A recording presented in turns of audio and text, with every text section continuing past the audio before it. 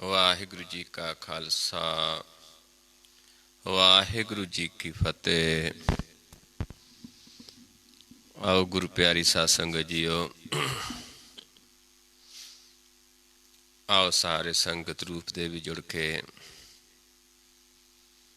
सतगुरां दी बाणी सतगुरां दी बाणी दी विचार करिए,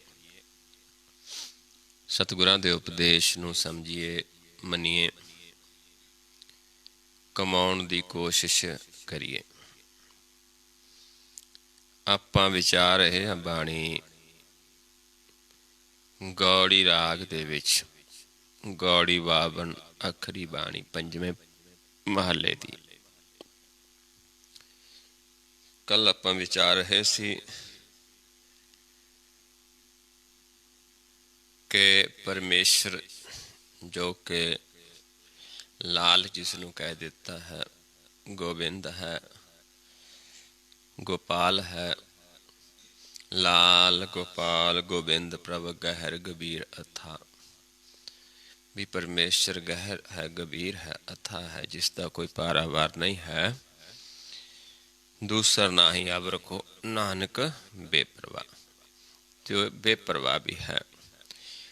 उस प्रभु वर्गा दूजा कोई बेपरवाह नहीं हो सकता, क्योंकि जदों चाहे कुछ भी उसार देंदा है, टा देंदा है। टाहे उसारे उसरे टाहे समरथ बेप्रवाहे। इस करके उस तो बेप्रवाह कोई नहीं है ते उस दे नेड़े भी कोई नहीं जा सकता जब तक आप दया नहीं करता। लल्ला तक लवे ना को ये लल्ले अखर तो विचारते सी। एक का आप अवर न हो कि आप ही है, दूजा नहीं हो। मनहार होत सद आया, वो सदा ही है, अविनाशी है। हुआ कांत न काहू पाया किसी ने भी उसका अंत नहीं पा सकिया। कोई अज तक उसका अंत नहीं पा सकिया। बेशक अंत वास्ते बहुत सारे लोग बिल लाउंदे रहे, पर अंत किसी ने नहीं पाया। आप रोज पढ़ते हाँ कि उस प्रभु का अंत कारण केते बिल लाहे, ताकि अंत न पाए जाए। ये अंत न जाने कोई, बहुता कहिए बहुता होए। कीट हस्त में पूर समाने, कीड़ी तो लैके हस्ती तक समान रूप दे विच पूर्ण है, क्योंकि यह अस्थूल है। प्रगट पुरख सब ठाऊ जाने, ते हर थां ते है। जिन्हें जान लिया उस प्रभु नूं, ते कीड़ी तो लैके हस्ती तक उसनूं, क्योंकि स्थूल है, नेत्रां दे विच जिथे जोत है ज्ञान हो जाता है। जाको दीनो हर रस अपना, जिसनों आप प्रभु अपना है रस देंदा है। नानक गुरमुख हर हर तेह जपना। ओ हरि दा गुरमुख ने जिन्होंने अपना रस देंदा, वो फिर मुखों ज्ञान देंदे ने, रसना द्वारा दसदे ने कि किवें आपां उस प्रभु नूं त्याग सकते हाँ, किवें आपां एक दृष्ट हो के किवें उस प्रभु के चरणों में जुड़ना है, किहड़ियां पौड़ियां ने, किवें आपां चढ़ना है, ध्यान मार्ग है। इदा फिर वो जीव ये ज्ञान देंदे ने, जिन्होंने वो गुर देंदे ने, मुख ते द्वारा गुर देंदे ने। लैना भी कित्थे है, अपने मुख दे उत्ते ही। इत्थे तक आपां कल विचार कीती सी। आओ अगे शुरू करते हाँ। श्लोक।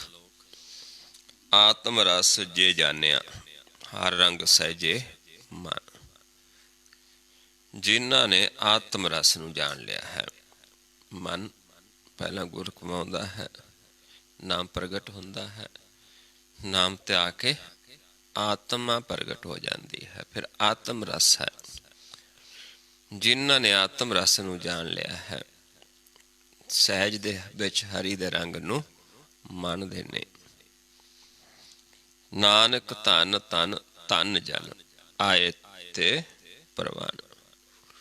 वो फिर संसार दे विच आए प्रवान ने, वो धन ने जिन्हां ने एक दृष्ट होके गुरु नूं कमा के नाम त्याग के आत्म रस नूं जान लिया है, हरि दे रंग नूं माणिया है। सहज पहला नाम रंग है, फिर हर रंग है। सहज प्रगट हो जाता है, चौथा पद प्रगट हो जाता है। ਆਓ ਅੱਗੇ ਪੌੜੀ 'ਚ ਸਮਝਦੇ ਹਾਂ ਇਸ ਨੂੰ ਸੋਰ ਸਾਰ ਕੇ। ਆਇਆ ਸਫਲ ਤਾਹੂ ਕੋ ਗਨੀਏ। ਆਇਆ ਸਫਲ ਉਸੇ ਨੂੰ ਗਿਣਿਆ ਜਾਂਦਾ ਹੈ ਸੰਸਾਰ ਦੇ ਵਿੱਚ ਜਾਸ ਰਸਨ ਹਰ ਹਰ ਜਸ ਬਣੀਐ, ਜਿਸ ਰਸਨਾ ਦੁਆਰਾ ਹਰੀ ਦਾ ਜਸ ਗਾਇਆ ਜਾਂਦਾ ਹੈ। ਪਿੱਛੇ ਆਪਾਂ ਵਿਚਾਰ ਕੇ ਆਏ ਇਸ ਤੋਂ ਪਹਿਲੇ ਸ਼ਬਦ ਦੇ ਵਿੱਚ ਵੀ ਜਿਹਨੂੰ ਆਪ ਇਹ ਦੱਸ ਦਿੰਦਾ ਹੈ, ਕਿਉਂਕਿ ਆਪ ਪ੍ਰਭੂ ਇਹ ਕਿਰਪਾ ਕਰਦਾ ਹੈ। ਸਾਡੇ ਆਪਣੇ ਵੱਸ ਦੀ ਗੱਲ ਨਹੀਂ ਹੈ। ਆਪਾਂ ਗੁਰ ਲੈ ਕੇ ਕਮਾ ਸਕਦੇ ਹਾਂ, ਨਾਮ ਪ੍ਰਗਟ ਹੋ ਜਾਂਦਾ ਹੈ, ਨਾਮ ਨੂੰ ਧਿਆ ਸਕਦੇ ਹਾਂ। ਲੇਕਿਨ ਜਿਹਨੂੰ ਫਿਰ ਇਹ ਖਜ਼ਾਨਾ ਦਿੰਦਾ ਹੈ ਗੁਰਮੁਖਾਂ ਨੂੰ, ਉਹ ਰਸਨਾ ਦੁਆਰਾ ਸਾਨੂੰ ਗਿਆਨ ਦਿੰਦੇ ਨੇ। ਕਿਉਂਕਿ ਜੇ ਗਿਆਨ ਦੇਣਗੇ ਨਹੀਂ ਤੇ ਅੱਗੇ ਸਾਨੂੰ ਪ੍ਰਾਪਤ ਨਹੀਂ ਹੁੰਦਾ। ਇਸ ਕਰਕੇ ਸਮਝਾਉਂਦੇ ਨੇ ਵੀ ਉਹਦਾ ਗਣਿਆ ਸੰਸਾਰ ਦੇ ਵਿੱਚ ਆਇਆ ਗਣਿਆ ਜਾਂਦਾ, ਸਫਲ ਗਿਣਿਆ ਜਾਂਦਾ ਹੈ, ਜਿਹੜੇ ਫਿਰ ਰਸਨਾ ਦੁਆਰਾ ਉਸ ਪ੍ਰਭੂ ਦੇ ਮਿਲਾਪ ਦਾ ਗਿਆਨ ਦਿੰਦੇ ਨੇ, ਸਿਫਤ ਸਲਾਹ ਦੱਸਦੇ ਨੇ, ਵਡਿਆਈ ਵਿਚਾਰ ਕਰਦੇ ਨੇ। ਆਏ ਬਸੈ ਸਾਧੂ ਕੈ ਸੰਗ। ਐਸੇ ਜੀਵ ਜਿਹੜੇ ਫਿਰ ਉਸ ਪ੍ਰਭੂ ਦੇ ਗੁਣ ਗਾਉਂਦੇ ਨੇ ਰਸਨਾ ਦੁਆਰਾ, ਉਹਨਾਂ ਦਾ ਆ ਕੇ ਸੰਗੀ ਜਿਹੜੇ ਬਸ ਜਾਂਦੇ ਨੇ, ਸਾਧੂ ਜਨਾਂ ਦਾ ਜਿਹੜੇ ਸੰਗ ਵੀ ਕਰਦੇ ਨੇ। ਅੰਨ ਦਿਨ ਨਾਮ ਧਿਆਵੈ ਰੰਗੇ। ਤੇ ਉਹ ਸਾਧੂ ਜਨਾਂ ਤੋਂ ਫਿਰ ਗਿਆਨ ਲੈ ਕੇ ਕਿ ਨਾਮ ਨੂੰ ਕਿਵੇਂ ਧਿਆਉਣਾ ਹੈਗਾ, ਮਨ ਨੂੰ ਕਿਵੇਂ ਨਾਮ ਦੇ ਵਿੱਚ ਰੰਗਣਾ ਹੈ, ਉਹ ਫਿਰ ਅੰਨ ਦਿਨ ਨਾਮ ਦੇ ਵਿੱਚ ਮਨ ਨੂੰ ਰੰਗਦੇ ਰਹਿਣ, ਨਾਮ ਧਿਆਉਂਦੇ ਰਹਿਣ। ਆਵਤ ਸੋ ਜਨ ਨਾਮੇ ਰਾਤਾ। ਉੱਥੇ ਆਉਣਾ ਹੈ ਜਿਹੜੇ ਜਨ ਨਾਮ ਦੇ ਵਿੱਚ ਰੱਤੇ ਨੇ, ਉਹਨਾਂ ਦੇ ਕੋਲ ਆ ਕੇ ਜਿਹੜੇ ਜੀਵ ਨਾਮ ਨੂੰ ਧਿਆਉਂਦੇ ਨੇ। ਪਰ ਆਉਂਦਾ ਕੌਣ ਹੈ ਉਹਨਾਂ ਦੇ ਕੋਲ? ਜਾ ਕੋ ਦਇਆ ਮਇਆ ਬੇਦਾਤਾ। ਜਿਸ ਨੂੰ ਆਪ ਪ੍ਰਭੂ ਕਿਰਪਾ ਕਰਦਾ ਹੈ, ਦਇਆ ਕਰਦਾ ਹੈ, ਉਹੀ ਉਹਨਾਂ ਜੀਵਾਂ ਦੇ ਕੋਲ ਆਉਂਦਾ ਹੈ, ਸਾਧੂ ਜਨਾਂ ਦੇ ਕੋਲ ਆਉਂਦਾ ਹੈ। ਸਾਧੂ ਜਨਾਂ ਦੇ ਕੋਲ ਆਉਣਾ ਕੋਈ ਸਰੀਰ ਕੋਲ ਆਉਣਾ ਨਹੀਂ ਹੈ। ਹੁਣ ਆਪਾਂ ਬੈਠ ਕੇ ਵੀ ਜੋ ਉੱਤੇ ਆਉਂਦੇ ਹਾਂ, ਕਿਉਂਕਿ ਸਾਡੇ ਅੰਦਰ ਹੀ ਸਾਰਾ ਕੁਛ ਵਸਦਾ ਹੈ। ਗੁਰਮੁਖਾਂ ਦਾ ਸੰਗ ਕਰਕੇ ਜਿਵੇਂ ਆਪਾਂ ਹੁਣ ਕਰਦੇ ਹਾਂ, ਇਹ ਵੀ ਸਾਡਾ ਸੰਗ ਹੀ ਹੈ। ਕਿਵੇਂ ਆਪਾਂ ਨਾਮ ਨੂੰ ਧਿਆਉਂਦੇ ਹਾਂ ਬੈਠ ਕੇ, ਘਰ ਬੈਠਿਆਂ ਹੀ, ਕਿਉਂਕਿ ਸਾਨੂੰ ਦੱਸ ਦਿੱਤਾ ਹੈ ਕਿ ਘਰ ਬੈਠੇ ਹੀ ਆਪਾਂ ਧਿਆ ਸਕਦੇ ਹਾਂ। ਪਰ ਇਹ ਕਰਦਾ ਕੌਣ ਹੈ? ਘਰ ਬੈਠੇ ਵੀ ਸਾਰੇ ਨਹੀਂ ਧਿਆ ਸਕਦੇ, ਸਾਰੇ ਨਹੀਂ ਸੰਗ ਕਰ ਸਕਦੇ। ਇਹ ਵੀ ਉਹੀ ਕਰਦਾ ਹੈ ਜਿਸ ਨੂੰ ਉਸ ਮਾਲਿਕ ਦੀ ਦਇਆ ਹੈ, ਉਹ ਕਿਰਪਾ ਕਰਦਾ ਹੈ। ਏਕੈ ਆਵਣ ਫਿਰ ਜੋਨ ਨਾ ਆਇਆ। ਐਸੇ ਜੀਵ ਜਿਹੜੇ ਪ੍ਰਭੂ ਦੇ ਜਸ ਗਾਉਂਦੇ ਨੇ ਤੇ ਜਿਹੜੇ ਉਹਨਾਂ ਦਾ ਸੰਗ ਕਰਕੇ ਨਾਮ ਨੂੰ ਧਿਆਉਂਦੇ ਨੇ, ਉਹ ਫਿਰ ਇੱਕੋ ਵਾਰ ਆਏ, ਹੁਣ ਅੱਗੇ ਆਉਣਾ ਨਹੀਂ ਪਏਗਾ ਸੰਸਾਰ ਦੇ ਵਿੱਚ। ਏਕੈ ਆਵਣ ਫਿਰ ਜੋਨ ਨਾ ਆਇਆ। ਦੁਬਾਰਾ ਫਿਰ ਜੂਨਾਂ ਦੇ ਵਿੱਚ ਨਹੀਂ ਆਏਗਾ। ਨਾਨਕ ਹਰਿ ਕੈ ਦਰਸ ਸਮਾਇਆ। ਜਿਹੜੇ ਹਰੀ ਦੇ ਦਰਸ਼ਨ ਕਰਦੇ ਨੇ, ਸਮਾ ਜਾਂਦੇ ਨੇ ਧਿਆਉਂਦੇ ਧਿਆਉਂਦੇ, ਤੇ ਉਹਨਾਂ ਦਾ ਫਿਰ ਦੁਬਾਰਾ ਜਨਮ ਮਰਨ ਨਹੀਂ ਹੁੰਦਾ। ਦੁਬਾਰਾ ਉਹਨਾਂ ਨੂੰ ਆਉਣਾ ਜਾਣਾ ਨਹੀਂ ਪੈਂਦਾ। ਕਿ ਇਹਨਾਂ ਨੂੰ ਜਿਹੜੇ ਸਾਧੂ ਜਨ ਨੇ ਤੇ ਜਿਹੜੇ ਸਾਧੂ ਜਨਾਂ ਦਾ ਸੰਗ ਕਰਕੇ ਨਾਮ ਨੂੰ ਧਿਆਉਂਦੇ ਨੇ, ਜਿਨ੍ਹਾਂ ਤੇ ਆਪ ਦਇਆ ਕਰਦਾ ਹੈ, ਮੈਂ ਕਰਦਾ ਹੈ, ਉਹ ਫਿਰ ਆਵਨ ਜਾਵਨ ਤੋਂ ਰਹਿਤ ਹੋ ਜਾਂਦੇ ਨੇ। ਉਹਨਾਂ ਦਾ ਸੰਸਾਰ ਦੇ ਵਿੱਚ ਆਇਆ ਧਨ ਧਨ ਹੈ। ਉਹ ਆਏ ਪ੍ਰਵਾਨ ਨੇ। ਨਾਨਕ ਧਨ ਧਨ ਧਨ ਜਨ ਆਏ ਤੇ ਪ੍ਰਵਾਨ। ਆਓ ਅਗਲਾ ਸ਼ਬਦ ਸ਼ਲੋਕ ਵਿਚਾਰਦੇ ਹਾਂ।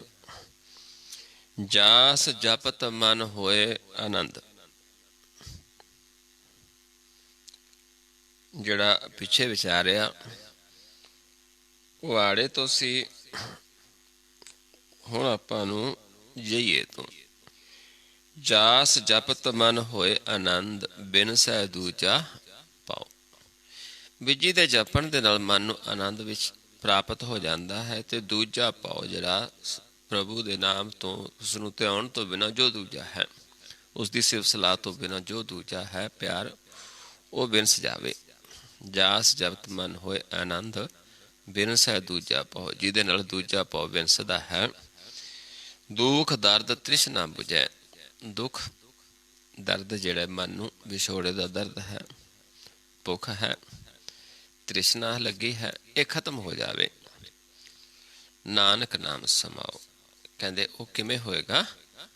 ਨਾਮ ਦੇ ਵਿੱਚ ਸਮਾ ਕੇ। ਨਾਮ ਦੇ ਵਿੱਚ ਸਮਾਉਣ ਦੇ ਨਾਲ ਹੀ ਇਹ ਸਾਡਾ ਦੁੱਖ ਦਰਦ ਤ੍ਰਿਸ਼ਨਾ ਬੁਝਦੀ ਹੈ, ਦੂਜਾ ਭਉ ਖਤਮ ਹੋ ਜਾਂਦਾ ਹੈ ਤੇ ਮਨ ਆਨੰਦ ਵਿੱਚ ਆਉਂਦਾ ਹੈ, ਆਨੰਦ ਪ੍ਰਾਪਤ ਹੋ ਜਾਂਦਾ ਹੈ। ਆਓ ਪੌੜੀ ਸਮਝਦੇ ਹਾਂ ਕਿਵੇਂ ਆਪਾਂ ਇਸ ਆਨੰਦ ਵਿੱਚ ਜਾ ਸਕਦੇ ਹਾਂ। ਇੱਥੇ ਸਾਨੂੰ ਦੱਸ ਦਿੱਤਾ ਕਿ ਨਾਮ 'ਚ ਸਮਾ ਕੇ ਤੁਸੀਂ ਆਨੰਦ ਪ੍ਰਾਪਤ ਕਰ ਸਕਦੇ ਹੋ, ਦੂਜਾ ਭਉ ਵਿੰਨ ਸਕਦਾ ਹੈ, ਦੁੱਖ ਦਰਦ ਤ੍ਰਿਸ਼ਨਾ ਬੁਝ ਸਕਦੀ ਹੈ। ਪਰ ਹੋਵੇਗਾ ਕਿਵੇਂ? ਪੌੜੀ 'ਚ ਇਹ ਸਾਨੂੰ ਸਮਝਾਉਂਦੇ ਨੇ। ਜਈਆ ਯਾਰੋ ਦੁਰਮਤ ਦੋ, ਵੀ ਜਿਹੜੀ ਦੂਜੀ ਦੁਰਮਤ ਹੈ, ਜਿਹੜੀ ਤੁਸੀਂ ਪੰਜਾਂ ਦੀ ਮਤ ਨਾਲ ਚੱਲਦੇ ਹੋ, ਜਿਸ ਕਰਕੇ ਮਨ ਪ੍ਰਭੂ ਤੋਂ ਵਿਛੜਿਆ ਹੈ, ਇਸ ਨੂੰ ਵਿਸਾਰ ਦਿਓ, ਇਸ ਨੂੰ ਜਾਰ ਦਿਓ, ਛੱਡ ਦਿਓ। ਤਿਸੈ ਤਿਆਗ ਸੁਖ ਸਹਿਜੇ ਸੋ, ਇਹ ਦੁਰਮਤ ਨੂੰ ਛੱਡ ਦਿਓ ਜਿਹੜੀ ਪੰਜਾਂ ਦੀ ਮਤ ਹੈ। ਕਿਉਂਕਿ ਕਦੋਂ ਛੱਡੀ ਜਾਂਦੀ ਹੈ? ਜਦੋਂ ਅਸੀਂ ਗੁਰਮਤ ਲੈਂਦੇ ਹਾਂ। ਗੁਰ ਦੀ ਮਤ ਲੈ ਕੇ ਦੁਰਮਤ ਨੂੰ ਛੱਡ ਦਿੱਤਾ ਜਾਂਦਾ ਹੈ। ਜਿਹੜੇ ਛੱਡ ਦਿੰਦੇ ਨੇ ਉਹ ਫਿਰ ਸੁਖ ਪ੍ਰਾਪਤ ਕਰਦੇ ਨੇ, ਉਹਨਾਂ ਦਾ ਮਨ ਇਹਨਾਂ ਤੋਂ ਆਨੰਦ ਵਿੱਚ ਆ ਜਾਂਦਾ ਹੈ। ਜਿਵੇਂ ਸੌਂ ਕੇ ਆਪਾਂ ਸੰਸਾਰ ਨੂੰ ਭੁੱਲ ਜਾਂਦੇ ਹਾਂ, ਇੱਦਾਂ ਮਨ ਇਹਨਾਂ ਤੋਂ ਨਿਰਲੇਪ ਹੋ ਜਾਂਦਾ ਹੈ, ਮਨ ਆਨੰਦ ਵਿੱਚ ਆ ਜਾਂਦਾ ਹੈ, ਸਹਿਜ ਵਿੱਚ ਆ ਜਾਂਦਾ ਹੈ। ਜਈਆ ਜਾਏ ਪਰੋ ਸੰਤ ਸਰਨਾ, ਹੁਣ ਸਮਝਾਉਂਦੇ ਨੇ ਵੀ ਜਾ ਕਿੱਥੇ ਜਾਓ? ਸੰਤ ਜਨਾਂ ਦੀ ਸੰਗਤ ਦੇ ਵਿੱਚ। ਸ਼ਰਨ ਕੋਈ ਸਰੀਰ ਦੀ ਸ਼ਰਨ ਨਹੀਂ ਹੈ, ਉਸ ਪ੍ਰਭੂ ਦੀ ਸ਼ਰਨ ਦੇ ਵਿੱਚ ਜਾਣਾ ਹੈ, ਸੰਤਾਂ ਦੁਆਰਾ ਗਿਆਨ ਲੈ ਕੇ। ਜੇ ਆਸਰ ਇਹ ਆ ਪਉਜਲ ਤਰਨਾ, ਇਹ ਮੌਕਾ ਹੈ ਪਉਜਲ ਨੂੰ ਤਰਨ ਦਾ, ਸੰਤਾਂ ਦਾ ਸੰਗ ਕਰਕੇ। ਜਿਵੇਂ ਅੱਜ ਯੁੱਗ ਹੈ ਸਹਿਜ ਦਾ, ਘਰ ਬੈਠੇ ਹੀ ਆਪਾਂ ਸੰਗ ਕਰ ਸਕਦੇ ਹਾਂ, ਘਰ ਬੈਠੇ ਹੀ ਧਿਆ ਸਕਦੇ ਹਾਂ। ਇਸ ਕਰਕੇ ਘਰ ਬੈਠੇ ਹੀ ਆਪਾਂ ਪ੍ਰਭੂ ਦੀ ਸ਼ਰਨ ਵੀ ਜਾਣਾ ਹੁੰਦਾ ਹੈ। ਰੋਜ਼ ਜਾਂਦੇ ਨੇ, ਜਿਹੜੇ ਰੋਜ਼ ਕਮਾਉਂਦੇ ਨੇ ਉਹਨਾਂ ਨੂੰ ਉਹ ਜਦ ਮਰਜ਼ੀ ਆ ਜਾ ਸਕਦੇ ਨੇ, ਉਹਨਾਂ ਨੂੰ ਕੋਈ ਰੋਕ ਨਹੀਂ ਹੈ। ਜਿਹੜੇ ਕੋਈ ਨਵੇਂ ਨੇ, ਇੱਕ ਵਾਰੀ ਆ ਕੇ ਗਿਆਨ ਲੈਣਾ ਹੁੰਦਾ ਹੈ ਤੇ ਆਪ ਕਰ ਸਕਦੇ ਨੇ। ਜਈਆ ਜਨਮ ਨਾ ਆਵੇ ਸੋ, ਹੁਣ ਸਮਝਾਉਂਦੇ ਨੇ ਕਿ ਉਹ ਫਿਰ ਦੁਬਾਰਾ ਜਨਮ ਦੇ ਵਿੱਚ ਨਹੀਂ ਆਏਗਾ। ਕਿਹੜਾ ਜੀਵ ਦੁਬਾਰਾ ਜਨਮ ਵਿੱਚ ਨਹੀਂ ਆਏਗਾ?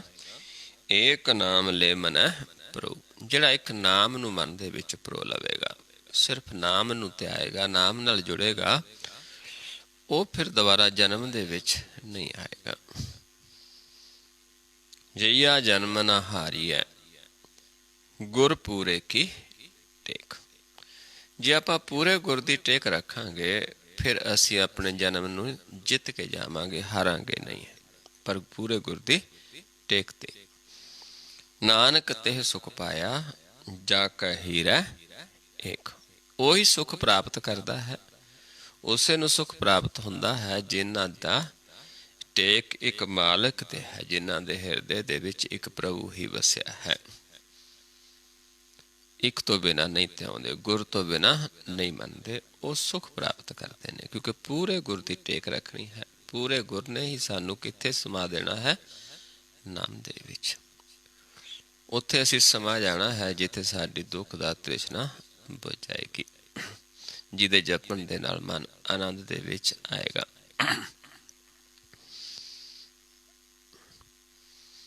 ਆਓ ਅਗਲਾ ਸ਼ਲੋਕ।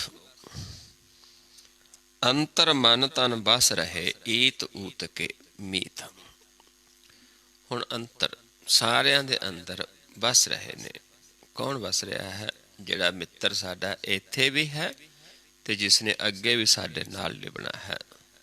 ਦੋ ਲੋਕ ਦਾ ਮਿੱਤਰ ਹੈ, ਲੋਕ ਦਾ ਵੀ ਤੇ ਪਰਲੋਕ ਦਾ ਵੀ। ਉਹ ਕਿੱਥੇ ਵਸਦਾ ਹੈ? ਅੰਤਰ, 10ਵੇਂ ਦੁਆਰ ਦੇ ਵਿੱਚ, 9 ਦੁਆਰਾਂ ਦੇ ਸਰੀਰ ਦੇ ਵਿੱਚ ਨਹੀਂ, ਅੰਤਰ ਸਾਹਮਣੇ ਸਹਿਜ ਦੇ ਵਿੱਚ। ਜਦੋਂ ਆਪਾਂ ਇੱਕ ਦ੍ਰਿਸ਼ਟ ਹੋ ਕੇ ਅੰਤਰਗਤ ਧਿਆਨ ਲਗਾਉਂਦੇ ਹਾਂ, ਉੱਥੇ ਆਪ ਵਸਦਾ ਹੈ। ਗੁਰ ਪੂਰਾ ਉਪਦੇਸਿਆ ਨਾਨਕ ਜਪਿਆ ਨੀਤ, ਜਿਹੜੇ ਉੱਥੇ ਜਾ ਕੇ ਉਸ ਨੂੰ ਮਿਲ ਲੈਂਦੇ ਨੇ ਅੰਤਰ, ਜਿਹੜੇ ਉਸ ਨੂੰ ਮਿੱਤਰ ਬਣਾ ਲੈਂਦੇ ਨੇ, ਜਿਹੜਾ ਲੋਕ ਤੇ ਪ੍ਰਲੋਕ ਦਾ ਮਿੱਤਰ ਹੈ, ਅੰਤਰਗਤ ਜਾ ਕੇ ਉਸ ਪ੍ਰਭੂ ਦੇ ਨਾਲ ਮਿਲਾਪ ਕਰ ਲੈਂਦੇ ਨੇ, ਸਮਾਉਂਦੇ ਨੇ, ਫਿਰ ਉਹਨਾਂ ਨੂੰ ਪੂਰਾ ਗੁਰ ਬਖਸ਼ ਦਿੰਦਾ ਹੈ। ਉਹ ਖਜ਼ਾਨਾ ਬਖਸ਼ਦਾ ਹੈ ਪੂਰੇ ਗੁਰ ਦੇ ਉਪਦੇਸ਼ ਦਾ। ਉਹ ਫਿਰ ਰੋਜ਼ ਹਰ ਰੋਜ਼ ਉਸ ਨੂੰ ਜਪਦੇ ਨੇ, ਉਸ ਦਾ ਗਿਆਨ ਦਿੰਦੇ ਨੇ ਪੂਰੇ ਗੁਰ ਦਾ। ਗੁਰਪੂਰਾ ਉਪਦੇਸ਼ ਹੈ, ਨਾਨਕ ਜਪੀਐ ਨੀਤ। ਉਹਨੂੰ ਉਪਦੇਸ਼ ਦੇ ਦਿੱਤਾ ਹੈ ਮਾਲਕ ਨੇ ਵੀ ਜਾਓ, ਆ ਗੁਰ ਤੁਸੀਂ ਦੇਣਾ ਹੈ, ਤੁਸੀਂ ਰੋਜ਼ ਉਸ ਨੂੰ ਇਸ ਗਿਆਨ ਨੂੰ ਦੇਣਾ ਹੈ, ਇਸ ਨੂੰ ਰੋਜ਼ ਜਪਣਾ ਹੈ। ਪੌੜੀ ਆਓ ਪੌੜੀ 'ਚ ਇਸ ਨੂੰ ਹੋਰ ਸਮਝਦੇ ਹਾਂ ਥੋੜ੍ਹਾ। ਅਨ ਦਿਨ ਸਿਮਰੋ ਤਾਸ ਕੋ ਜੋ ਅੰਤ ਸਾਈ ਹੋਏ। ਵੀ ਆਪਾਂ ਉਸੇ ਨੂੰ ਅਨ ਦਿਨ ਸਿਮਰਨਾ ਹੈ ਜਿਹੜਾ ਸਾਡਾ ਅੰਤ ਸਮੇਂ ਸਹਾਇਤਾ ਕਰੇਗਾ।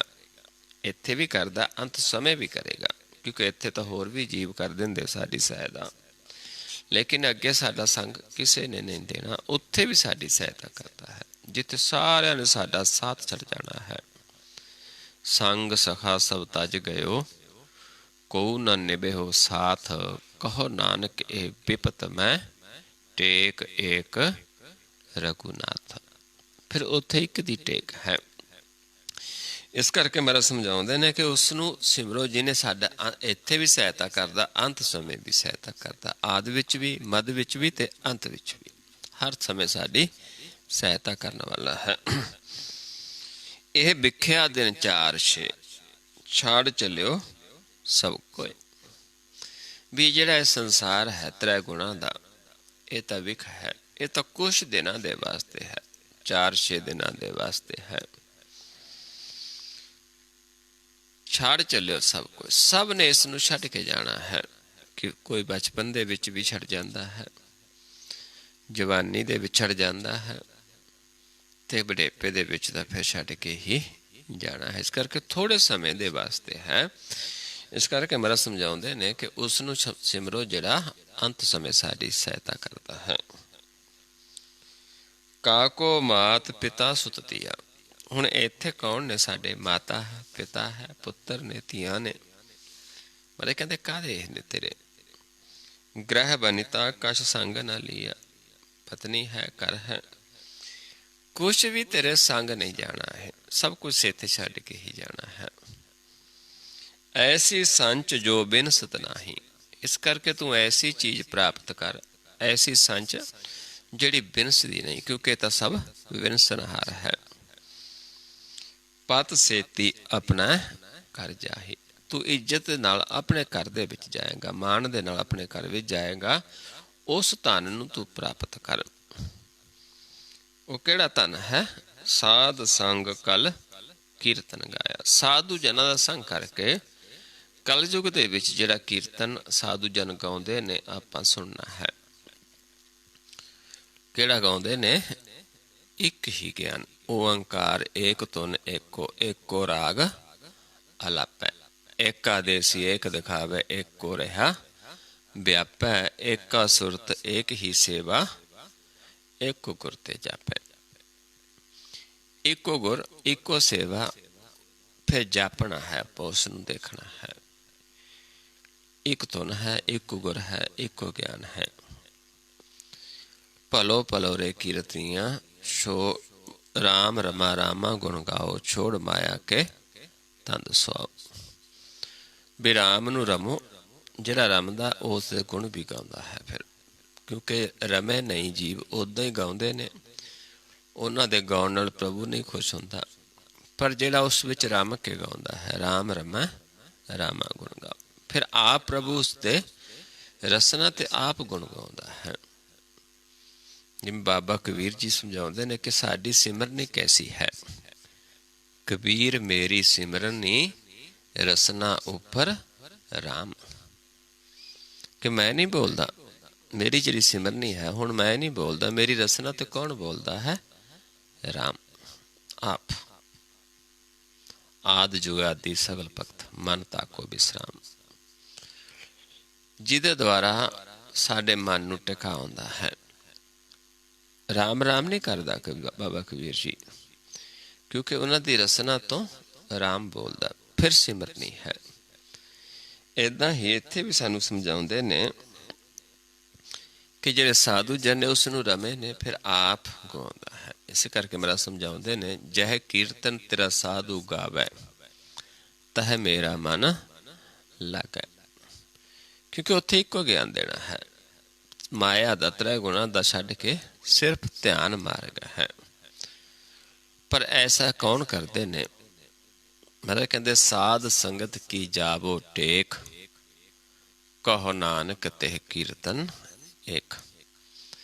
ਕਿ ਉੱਥੇ ਇੱਕ ਇਹੀ ਕੀਰਤਨ ਹੈ। ਸਾਧੂ ਜਨਾਂ ਦੀ ਸੰਗਤ ਜਾਓਗੇ, ਉਹਨਾਂ ਟੇਕ ਰੱਖੋਗੇ, ਉੱਥੇ ਇੱਕ ਹੀ ਕੀਰਤਨ ਹੈ ਜਿਹੜਾ ਇੱਕੋ ਪ੍ਰਭੂ ਦੀ ਸੇਵਾ ਦਾ ਹੈ। ਐਸਾ ਕੀਰਤਨ ਜੇ ਆਪਾਂ ਗਾਵਾਂਗੇ, ਇਹ ਧਿਆਨ ਦਾ ਕੀਰਤਨ ਹੈ। ਕਲਯੁਗ ਦੇ ਵਿੱਚ ਜਿਹੜਾ ਕੀਰਤਨ ਹੈ ਉਹ ਕਿਹੜਾ ਹੈ? ਧਿਆਨ। ਕਲਯੁਗ ਮੈਂ ਕੀਰਤਨ ਪ੍ਰਧਾਨਾ, ਗੁਰਮੁਖ ਜਪੀਐ ਲਾਇ ਧਿਆਨ। ਗੁਰਮੁਖ ਨੇ ਰਸਨਾ ਦੁਆਰਾ ਦੱਸਣਾ ਹੈ ਸਾਨੂੰ, ਤੇ ਅਸੀਂ ਧਿਆਨ ਲਗਾਉਣਾ ਹੁੰਦਾ ਹੈ। ਇਹ ਕੀਰਤਨ ਜਿਹੜਾ ਸਾਧੂ ਜਨਾਂ ਦਾ ਸੰਗ ਕਰਕੇ ਗਾਉਂਦੇ ਨੇ, ਮਤਲਬ ਸਮਝਾਉਂਦੇ ਨੇ ਵੀ ਜਿਨ੍ਹਾਂ ਨੇ ਇਹ ਕੀਰਤਨ ਗਾਇਆ, ਸੁਣਿਆ, ਨਾਨਕ ਤੇ ਬੋਹਰ ਨਾ ਆਇਆ, ਉਹ ਫਿਰ ਦੁਬਾਰਾ ਜਨਮ ਮਰਨ ਦੇ ਵਿੱਚ ਨਹੀਂ ਆਉਂਦੇ ਤੇ ਮੁਕਤ ਹੋ ਜਾਂਦੇ ਨੇ। ਏਦਾਂ ਹੋਰ ਕੋਈ ਵੀ ਚੀਜ਼ ਜਿਹੜੀ ਸਾਨੂੰ ਮੁਕਤ ਨਹੀਂ ਕਰਵਾ ਸਕਦੀ। ਇਸ ਕਰਕੇ ਮੇਰਾ ਸਮਝਾਉਂਦੇ ਨੇ ਕਿ ਆਪਾਂ ਉਸੇ ਨੂੰ ਸਿਮਰਨਾ ਹੈ। ਪਰ ਕੌਣ? ਕਿਹਦੇ ਗਿਆਨ ਲੈਣਾ? ਗਿਆਨ ਜਿਹਨੂੰ ਆਪ ਪ੍ਰਭੂ ਨੇ ਇਹ ਖਜ਼ਾਨਾ ਬਖਸ਼ਿਸ਼ ਕੀਤਾ ਹੈ। ਜਿਹੜੇ ਅੰਤਰਜਾਗਤ ਪ੍ਰਭੂ ਨੂੰ ਮਿਲੇ ਨੇ, ਜਿਨ੍ਹਾਂ ਨੇ ਉਸ ਪ੍ਰਭੂ ਨੂੰ ਮਿੱਤਰ ਬਣਾ ਲਿਆ ਹੈ, ਉਹਨਾਂ ਨੂੰ ਪੂਰੇ ਗੁਰ ਦਾ ਖਜ਼ਾਨਾ ਦਿੰਦਾ ਹੈ ਮਾਲਕ। ਫਿਰ ਉਹ ਨਿਤ ਜਪਦੇ ਨੇ।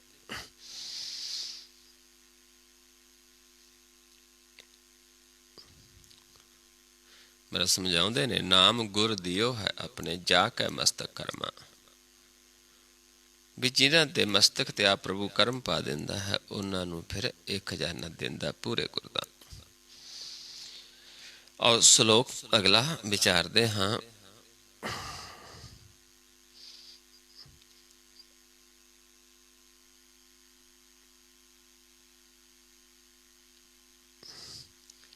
ਅਗਲਾ ਸ਼ਲੋਕ ਹੈ, ਅਤ ਸੁੰਦਰ ਕੁਲੀਨ ਚਤੁਰ ਮੁਖ ਗਿਆਨੀ ਧਨਵੰਤ। ਬਹੁਤ ਸੋਹਣਾ ਹੋਵੇ ਜੀਵ, ਸੁੰਦਰ ਹੋਵੇ, ਸਾਫ ਸੁਥਰਾ ਹੋਵੇ, ਕੁਲੀਨ ਹੋਵੇ, ਚਤੁਰ ਸਿਆਣਾ ਹੋਵੇ, ਮੁਖ ਤੇ ਬੜੀ ਸਿਆਣਪ ਦੀਆਂ ਗੱਲਾਂ ਕਰਦਾ ਹੋਵੇ, ਗਿਆਨੀ ਹੋਵੇ, ਬੜਾ ਗਿਆਨ ਹੋਵੇ ਉਸਨੂੰ, ਧਨਵੰਤ ਹੋਵੇ, ਮਾਇਆ ਵਾਲਾ ਹੋਵੇ, ਪੈਸੇ ਵਾਲਾ ਹੋਵੇ। ਮਿਰਤਕ ਕਹੀਏ ਨਾਨਕਾ ਜੇ ਪ੍ਰੀਤ ਨਹੀਂ ਭਗਵੰਤ। ਪਰ ਬੜਾ ਗਿਆਨੀ ਹੋਵੇ, ਬਹੁਤ ਸੁੰਦਰ ਹੋਵੇ, ਕੁਲੀਨ ਹੋਵੇ, ਸਿਆਣਾ ਹੋਵੇ, ਮੁਖ ਤੇ ਬੜੀਆਂ ਗਿਆਨ ਦੀਆਂ ਗੱਲਾਂ ਕਰਦਾ ਹੋਵੇ, ਪੈਸੇ ਵਾਲਾ ਵੀ ਹੋਵੇ, ਜਿਵੇਂ ਆਪਾਂ ਦੇਖਦੇ ਅੱਜ। ਪਰ ਪ੍ਰਭੂ ਦੇ ਨਾਮ ਦੇ ਨਾਲ ਜੇ ਪ੍ਰੀਤ ਨਹੀਂ ਹੈ, ਗੁਰਬਾਣੀ ਉਸ ਨੂੰ ਜੀਵਤ ਵੀ ਨਹੀਂ ਕਹਿੰਦੀ, ਮਿਰਤਕ ਹੈ। ਮਿਰਤਕ ਕਹੀਏ ਨਾਨਕਾ ਜੇ ਪ੍ਰੀਤ ਨਹੀਂ ਭਗਵੰਤ। ਆਓ ਪੌੜੀ 'ਚ ਇਸ ਨੂੰ ਸਮਝਦੇ ਹਾਂ। ਇਹ ਜੋ ਸ਼ਲੋਕ ਹੈ, ਇਸ ਨੂੰ ਹੋਰ ਥੋੜ੍ਹਾ ਖੋਲ ਕੇ ਸਮਝਾਉਂਦੇ ਨੇ ਸਤਿਗੁਰੂ ਜੀ। ਗੰਗਾ ਖਟ ਸ਼ਸਤਰ ਹੋਏ ਗਿਆ ਤਾਂ ਇਹ ਗੰਗਾ ਜਿਹੜਾ ਕੱਕੇ ਤੋਂ ਕੱਕਾ ਕੱਖਾ ਗੱਗਾ ਕੱਗਾ ਗੰਗਾ, ਗੰਗਾ ਅੱਖਰ ਤੇ ਹੈ। ਗੰਗਾ ਖਟ ਸ਼ਸਤਰ ਹੋਏ ਗਿਆਤਾ, ਕਹਿੰਦੇ 6 ਸ਼ਸਤਰਾਂ ਦਾ ਗਿਆਤਾ ਹੋਵੇ। ਪੂਰਕ ਕੁੰਭਕ ਰੇਚਕ ਕਰਮਾਤਾ, ਇੱਕ ਆਸਨ ਸੀ ਜਿਹਨੂੰ ਪ੍ਰਾਣਾਯਾਮ ਆਸਨ ਕਹਿੰਦੇ ਸੀ। ਪਹਿਲਾਂ ਯੋਗੀ ਹੋਰ ਕਰਦੇ ਹੁੰਦੇ ਸੀ ਲੋਕ। ਤਨ ਦੇ ਆਸਨ ਨੇ, ਤਨ ਦੁਆਰਾ ਹੀ ਕਰਦੇ ਨੇ, ਕਿਉਂਕਿ ਭਗਤੀ ਮਨ ਨੇ ਕਰਨੀ। ਇਹ ਤਨ ਤੱਕ ਸੀਮਤ ਲੋਕ ਨੇ, ਤਨ ਨੂੰ ਹੀ ਸਵਾਰ ਲੈਂਦੇ, ਤਨ ਨੂੰ ਕੱਪੜਾ ਪਹਿਨ ਲੈਂਦੇ, ਤਨ ਤੱਕ ਸੀਮਤ ਨੇ। ਧਨ ਦਾ ਹੀ ਸੰਸਾਰ ਹੀ ਧਨ ਇਹਨਾਂ ਦੇ ਕੋਲ ਹੁੰਦਾ ਹੈ, ਅਸਲੀ ਧਨ ਉਹ ਨਹੀਂ ਹੁੰਦਾ। ਉਹਨਾਂ ਦੀ ਇੱਥੇ ਗੱਲ ਹੈ ਪੂਰਕ ਕੁੰਭਕ ਰੇਚਕ ਕਰਮਾਤਾ, ਵੀ ਇਹ ਪੂਰੇ ਪ੍ਰਾਣਾਯਾਮ ਵਗੈਰਾ ਜੋ ਕਿਰਿਆਵਾਂ ਨੇ ਕਰਦੇ, ਸਰੀਰ ਦੁਆਰਾ ਕਰਦੇ ਸੀ, ਵੀ ਉਹ ਵੀ ਇਹ ਕਰਦਾ ਹੋਵੇ, ਇਸ ਦਾ ਕਰਮ ਹੋਵੇ। ਇਹ ਗਿਆਨ ਧਿਆਨ ਤੀਰਥ ਇਸ਼ਨਾਨੀ, ਬੜਾ ਗਿਆਨੀ ਧਿਆਨੀ ਹੋਵੇ ਤੇ ਤੀਰਥਾਂ ਤੇ ਇਸ਼ਨਾਨ ਵੀ ਕਰਦਾ ਹੋਵੇ। ਸੋਮ ਪਾਕ ਅਪਰਸ ਉਦਿਆਨੀ, ਅਪਰਸ ਹੋਵੇ, ਕਿਸੇ ਚੀਜ਼ ਨੂੰ ਛੂੰਹਦਾ ਨਾ ਹੋਵੇ। ਇੱਥੇ ਤੱਕ ਕਿ ਸੰਸਾਰ ਨੂੰ ਛੱਡ ਕੇ ਜੰਗਲਾਂ ਦੇ ਵਿੱਚ ਹੀ ਭਟਕਦਾ ਹੋਵੇ ਅਤੇ ਸੋਮਪਾਗ ਬਹੁਤ ਪਵਿੱਤਰ ਚੰਦਰਮਾ ਦੀ ਤਰ੍ਹਾਂ ਨਿਰਮਲ ਹੋਵੇ, ਪਵਿੱਤਰ ਹੋਵੇ ਦੇਖਣ ਨੂੰ ਬਾਹਰੋਂ। ਰਾਮ ਨਾਮ ਸੰਗ ਮਨ ਨਹੀਂ ਹੈ ਤਾਂ, ਪਰ ਜੇ ਰਾਮ ਦੇ ਨਾਮ ਦੇ ਨਾਲ ਪਿਆਰ ਨਹੀਂ ਹੈ, ਜੋ ਕਛ ਕੀਨੋ ਸੋ ਅਨੇਤਾ, ਜੋ ਵੀ ਉਹ ਕਰਦਾ ਹੈ, ਸਰੀਰ ਨੂੰ ਸਵਾਰਦਾ ਹੈ, ਧੋਂਦਾ ਹੈ, ਖਟ ਸ਼ਾਸਤਰਾਂ ਦਾ ਗਿਆਨ ਰੱਖਦਾ ਹੈ, ਹੋਰ ਕਿੰਨੇ ਕਿਰਿਆ ਕਰਮ ਕਰਦਾ ਹੈ, ਸਾਰਾ ਕੁਛ ਹੀ ਉਸਦਾ ਵਿਅਰਥ ਹੈ ਜੇ ਨਾਮ ਦੇ ਨਾਲ ਪ੍ਰੀਤ ਨਹੀਂ ਹੈ, ਹੇਤ ਨਹੀਂ ਹੈ, ਪਿਆਰ ਨਹੀਂ ਹੈ। ਊਆ ਤੇ ਊਤਮ ਗਣੋ ਚੰਡਾਲਾ, ਤੇ ਮੇਰਾ ਸਮਝਾਉਂਦੇ ਐਸੇ ਜੀਵ ਦੇ ਨਾਲੋਂ ਤਾਂ ਚੰਡਾਲ ਜ਼ਿਆਦਾ ਉੱਤਮ ਗਿਣੋ। ਇੰਨਾ ਘਟੀਆ ਜੀਵ ਹੈ। ਬਾਹਰੋਂ ਦਿਖਾਵਾ ਬਹੁਤ ਹੋਵੇ, ਗਿਆਨ ਧਿਆਨ ਹੋਵੇ, ਧਨ ਵੀ ਹੋਵੇ, ਸਾਰਾ ਕੁਛ ਦਿਖਾਵਾ ਹੋਵੇ, ਪਰ ਪ੍ਰਭੂ ਦੇ ਨਾਮ ਦੇ ਨਾਲ, ਰਾਮ ਦੇ ਨਾਮ ਨਾਲ ਪ੍ਰੀਤ ਨਾ ਹੋਵੇ, ਉਹਦੇ ਨਾਲੋਂ ਤਾਂ ਇੱਕ ਚੰਡਾਲ ਚਰਕਈ ਜੋ ਮੀਟ ਦੀਆਂ ਦੁਕਾਨਾਂ ਤੇ ਵੱਖਰੇ ਵੜਦੇ, ਮੁਰਗੇ ਵੜਦੇ, ਜਿਵੇਂ ਸਦਨਾ ਜੀ ਸੀ, ਕਹਿੰਦੇ ਉਹ ਵੀ ਚੰਗਾ ਹੈ। ਉਹ ਤੇ ਉੱਤਮ ਗਣੋ ਚੰਡਾਲਾ, ਨਾਨਕ ਜੇ ਮਨ ਵਸੈ ਗੋਪਾਲ। ਜੇ ਉਹਨਾਂ ਦੇ ਮਨ ਵਿੱਚ ਪ੍ਰਭੂ ਵਸਿਆ ਹੈ, ਚਾਹੇ ਉਹਨਾਂ ਦੀ ਕਿਰਤ ਚੰਡਾਲਾਂ ਵਰਗੀ ਹੈ। ਕਿਉਂਕਿ ਗੁਰਬਾਣੀ 'ਚ ਆਪਾਂ ਪਹਿਲਾਂ ਹੀ ਵਿਚਾਰ ਆਏ ਹਾਂ ਕਿ ਉਹਨਾਂ ਲੋਕਾਂ ਨੂੰ ਇਹ ਭਰਮ ਹੈ ਕਿ ਇਹ ਚੰਗੀ ਮਾੜੀ ਕਿਰਤ ਕਰਦੇ ਨੇ। ਕਿਰਤ ਕਮਾਵਣ ਸ਼ੁਭ ਅਸ਼ੁਭ, ਕੀਨੇ ਤਿਨ ਪ੍ਰਭ ਆਪ, ਪਾਸ਼ਾ ਆਪਣ ਹੋ ਕਰੇ, ਨਾਨਕ ਬਿਨ ਹਰ ਕਮਾਤ। ਜਿਨ੍ਹਾਂ ਨੂੰ ਦੀ ਕਿਰਤ ਹੀ ਮਾਲਕ ਨੇ ਐਸੀ ਪਾਈ ਹੈ, ਚਾਹੇ ਉਹ ਚੰਡਾਲ ਵੀ ਨੇ, ਪਰ ਉਹਨਾਂ ਦੇ ਮਨ ਦੇ ਵਿੱਚ ਉਹਨਾਂ ਸੰਗਤ ਕੀਤੀ, ਗੋਪਾਲ ਪ੍ਰਭੂ ਪਰਮੇਸ਼ਰ ਨੂੰ ਆਪਣੇ ਹਿਰਦੇ 'ਚ ਵਸਾ ਲਿਆ ਹੈ, ਮਨ ਵਿੱਚ ਵਸਾ ਲਿਆ ਹੈ। ਕਿਵੇਂ ਵਸਾਇਆ? ਪ੍ਰੇਮ ਪਾ ਕੇ। ਉਹ ਇਹਨਾਂ ਲੋਕਾਂ ਨਾਲੋਂ ਕਿਤੇ ਉੱਤਮ ਨੇ, ਜਿਹੜੇ ਦਿਖਾਵਾ ਤਾਂ ਕਰਦੇ ਨੇ ਪਰ ਪ੍ਰਭੂ ਦੇ ਨਾਲ ਪ੍ਰੇਮ ਨਹੀਂ ਕਰਦੇ, ਉਸਦੇ ਨਾਮ ਦੇ ਨਾਲ ਪ੍ਰੀਤ ਨਹੀਂ ਹੈ। ਕਿਉਂਕਿ ਸੰਸਾਰ ਦੇ ਵਿੱਚ ਕੋਈ ਕਿਸੇ ਨੂੰ ਨਹੀਂ ਮਾਰ ਸਕਦਾ, ਮਾਰਨ ਵਾਲਾ ਤੇ ਰੱਖਣ ਵਾਲਾ ਆਪ ਹੈ। ਇਸ ਕਰਕੇ ਸਾਰੇ ਸੰਸਾਰ ਨੂੰ ਧੰਦੇ ਲਾਇਆ ਹੈ। ਇਸ ਕਰਕੇ ਮਹਾਰਾਜ ਸਮਝਾਉਂਦੇ ਨੇ, ਮਾਰੇ ਨਾ ਰਾਖੈ ਅਵਰ ਨਾ ਕੋਇ, ਸਰਬ ਜੀਆਂ ਕਾ ਰਾਖਾ ਸੋਏ। ਮਾਰੈ ਰਾਖੈ ਏਕੋ ਆਪ, ਮਾਨੇ ਕੇ ਕਿਛ ਨਾਹੀ ਹੱਥ। ਨਾਨਕ ਜੇ ਮਨ ਵਸੈ ਗੋਪਾਲਾ, ਉਹ ਉੱਤਮ ਹੈ ਜਿਨ੍ਹਾਂ ਦੇ ਮਨ ਵਿੱਚ ਪ੍ਰਭੂ ਵਸ ਗਿਆ ਹੈ। ਉਹਨਾਂ ਨਾਲੋਂ ਜਿਹੜੇ ਵਿਖਾਵਾ ਤਾਂ ਕਰਦੇ ਨੇ ਪਰ ਰਾਮ ਦੇ ਨਾਮ ਨਾਲ ਪ੍ਰੀਤ ਨਹੀਂ ਹੈ।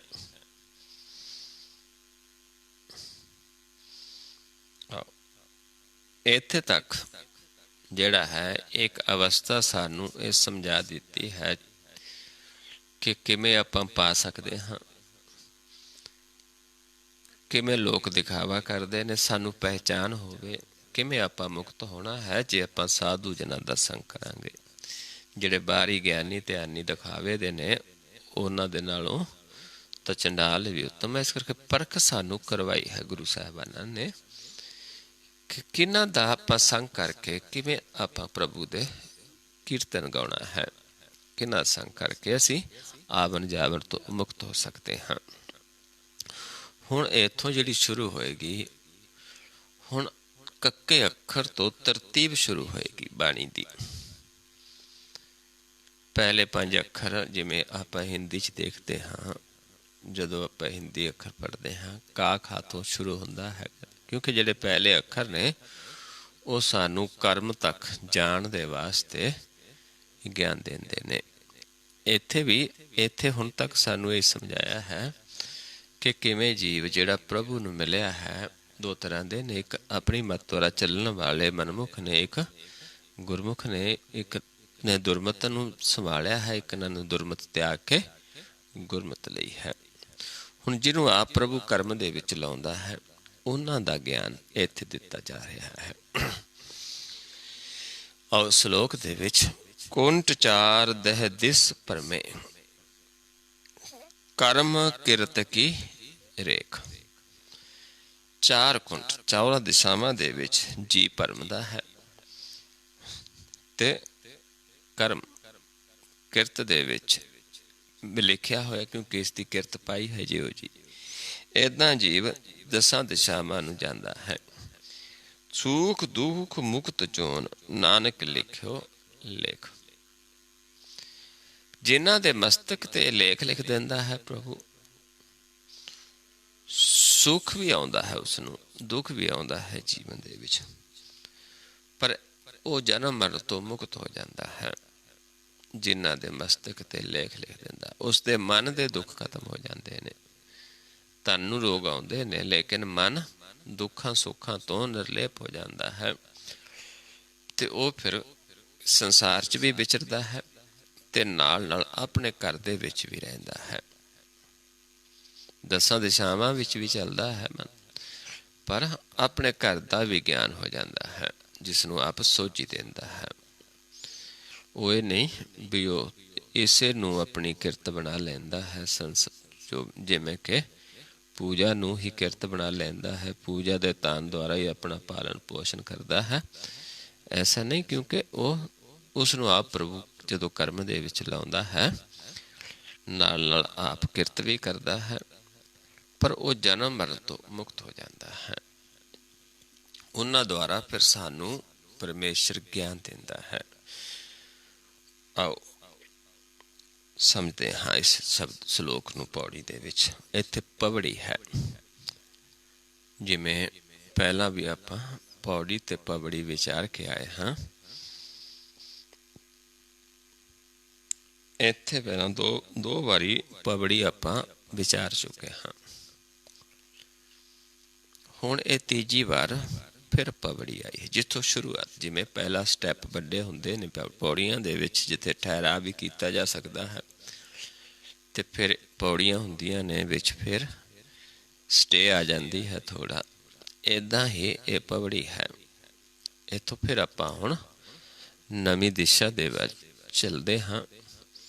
ਸਮਝ ਕੇ ਆਓ ਕੀ ਸਮਝਾਉਂਦੇ ਨੇ। ਇਸ ਸ਼ਲੋਕ ਨੂੰ ਆਪਾਂ ਪਵੜੀ ਦੇ ਵਿੱਚ ਹੁਣ ਸਮਝਦੇ ਹਾਂ। ਕੱਕਾ ਕਾਰਨ ਕਰਤਾ ਸੋ। ਹੁਣ ਜਿਹੜਾ ਇਹ ਕਾਰਨ ਹੈ, ਜਿਹੜਾ ਆਪਣੇ ਜਨਾਂ ਦੁਆਰਾ ਇਹ ਗਿਆਨ ਦਿੰਦਾ ਹੈ ਪ੍ਰਭੂ, ਇਹ ਉਹ ਜਨ ਨਹੀਂ ਕਰਦੇ, ਆਪ ਕਰਦਾ ਹੈ।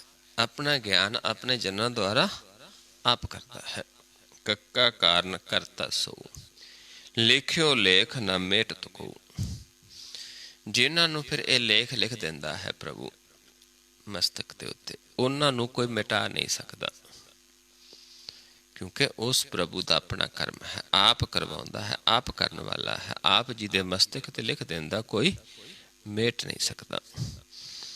ਨਹੀਂ ਹੋਤ ਕਛ ਦੁਬਾਰਾ, ਦੁਬਾਰਾ ਨਹੀਂ ਹੁੰਦਾ, ਕਿਉਂਕਿ ਆਪ ਪ੍ਰਭੂ ਜਿਸ ਦੇ ਮਸਤਕ ਤੇ ਲਿਖ ਦਿੰਦਾ ਹੈ, ਉਹਨੂੰ ਕੋਈ ਮੇਟ ਨਹੀਂ ਸਕਦਾ। ਕਰਨਾ ਹਾਰ ਨਾ ਭੁੱਲਣ ਹਾਰਾ, ਉਹ ਕਰਨਹਾਰ ਪ੍ਰਭੂ ਹੈ, ਉਹ ਭੁੱਲਦਾ ਨਹੀਂ ਹੈ। ਜਿਸ ਦੇ ਮਸਤਕ ਤੇ ਲਿਖ ਦਿੱਤਾ, ਉਸ ਨੂੰ ਫਿਰ ਕੋਈ ਮਿਟਾ ਨਹੀਂ ਸਕਦਾ, ਉਹ ਭੁੱਲਣਹਾਰ ਨਹੀਂ ਹੈ। ਕਾਹੂ ਪੰਥ ਦਿਖਾਰਾ ਆਪ ਹੈ, ਕਿਸੇ ਨੂੰ ਆਪ ਹੀ ਆਪਣਾ ਮਾਰਗ ਦਿਖਾ ਦਿੰਦਾ ਹੈ, ਕਿਉਂਕਿ ਆਪ ਕਾਰਨ ਕਰਨਾ ਹੈ। ਜਿਸ ਨੂੰ ਗਿਆਨ ਦੇ ਕੇ ਆਪ ਆਪਣਾ ਮਾਰਗ ਸਮਝਾ ਦਿੰਦਾ ਹੈ, ਆਪਣਾ ਰਸਤਾ ਦਿਖਾ ਦਿੰਦਾ ਹੈ। ਕਾਹੂ ਉਦਿਆਨ ਭਰਮਤ ਪਛਤਾਪੈ, ਕਿਸੇ ਨੂੰ ਆਪ ਹੀ ਭਰਮ ਦੇ ਵਿੱਚ ਪਾ ਕੇ ਰੱਖਦਾ ਹੈ। ਉਸ ਦੇ ਪ੍ਰਤਾਪ ਨਾਲ ਹੀ ਜੀਵ ਭਰਮ ਦੇ ਵਿੱਚ ਪਿਆ ਰਹਿੰਦਾ ਹੈ, ਪਛਤਾਉਂਦਾ ਹੈ। ਉਸ ਨੂੰ ਆਪ ਹੀ ਭਰਮ ਦੇ ਵਿੱਚ ਪਾ ਦਿੰਦਾ ਹੈ। ਜਿਵੇਂ ਆਪਾਂ ਜੰਗਲ ਦੇ ਵਿੱਚ ਫਸ ਜਾਈਏ, ਇਸ ਮਾਇਆ ਰੂਪੀ ਸੰਸਾਰ ਰੂਪੀ ਜੰਗਲ ਦੇ ਵਿੱਚ ਉਹ ਭਰਮ ਦੇ ਵਿੱਚ ਹੀ ਪਿਆ ਰਹਿੰਦਾ ਹੈ। ਆਪਣ ਖੇਲ ਆਪ ਹੀ ਕੀਨੋ, ਆਪਣਾ ਉਸ ਦਾ ਖੇਲ ਹੈ, ਆਪ ਹੀ ਕਰਨ ਵਾਲਾ ਹੈ। ਜੋ ਜੋ ਦੀਨੋ ਸੋ ਨਾਨਕ ਲੀਨੋ, ਇਸ ਕਰਕੇ ਜਿਹੜਾ ਗਿਆਨ ਦੇਣ ਵਾਲਾ ਜੀਵ ਹੈ, ਜਿਸ ਦੁਆਰਾ ਪ੍ਰਭੂ ਦਿੰਦਾ ਹੈ, ਉਹ ਆਪਣੇ ਆਪ ਨੂੰ ਨਹੀਂ ਜਣਾਉਂਦਾ, ਕਿਉਂਕਿ ਜੋ ਪ੍ਰਭੂ ਦਿੰਦਾ ਹੈ ਆਪ ਦਿੰਦਾ ਹੈ। ਅਸੀਂ ਤਾਂ ਉਹੀ ਲੈ ਸਕਦੇ ਜਿਹੜਾ ਦਿੰਦਾ ਹੈ। ਜੋ ਜੋ ਦੀਨੋ ਸੋ ਨਾਨਕ ਲੀਨੋ, ਵੀ ਉਹੀ ਅਸੀਂ, ਜੋ ਉਹ ਦਿੰਦਾ ਉਹੀ ਅਸੀਂ ਅੱਗੇ ਦੱਸਦੇ, ਉਹੀ ਸਾਨੂੰ ਪ੍ਰਾਪਤ ਹੁੰਦਾ, ਆਪਣੇ ਕੋਲੋਂ ਨਹੀਂ, ਕਿਉਂਕਿ ਉਸ ਦਾ ਕਾਰਜ ਹੈ। उस प्रभु ने आप करना है। करना किस द्वारा है? अपने जना द्वारा।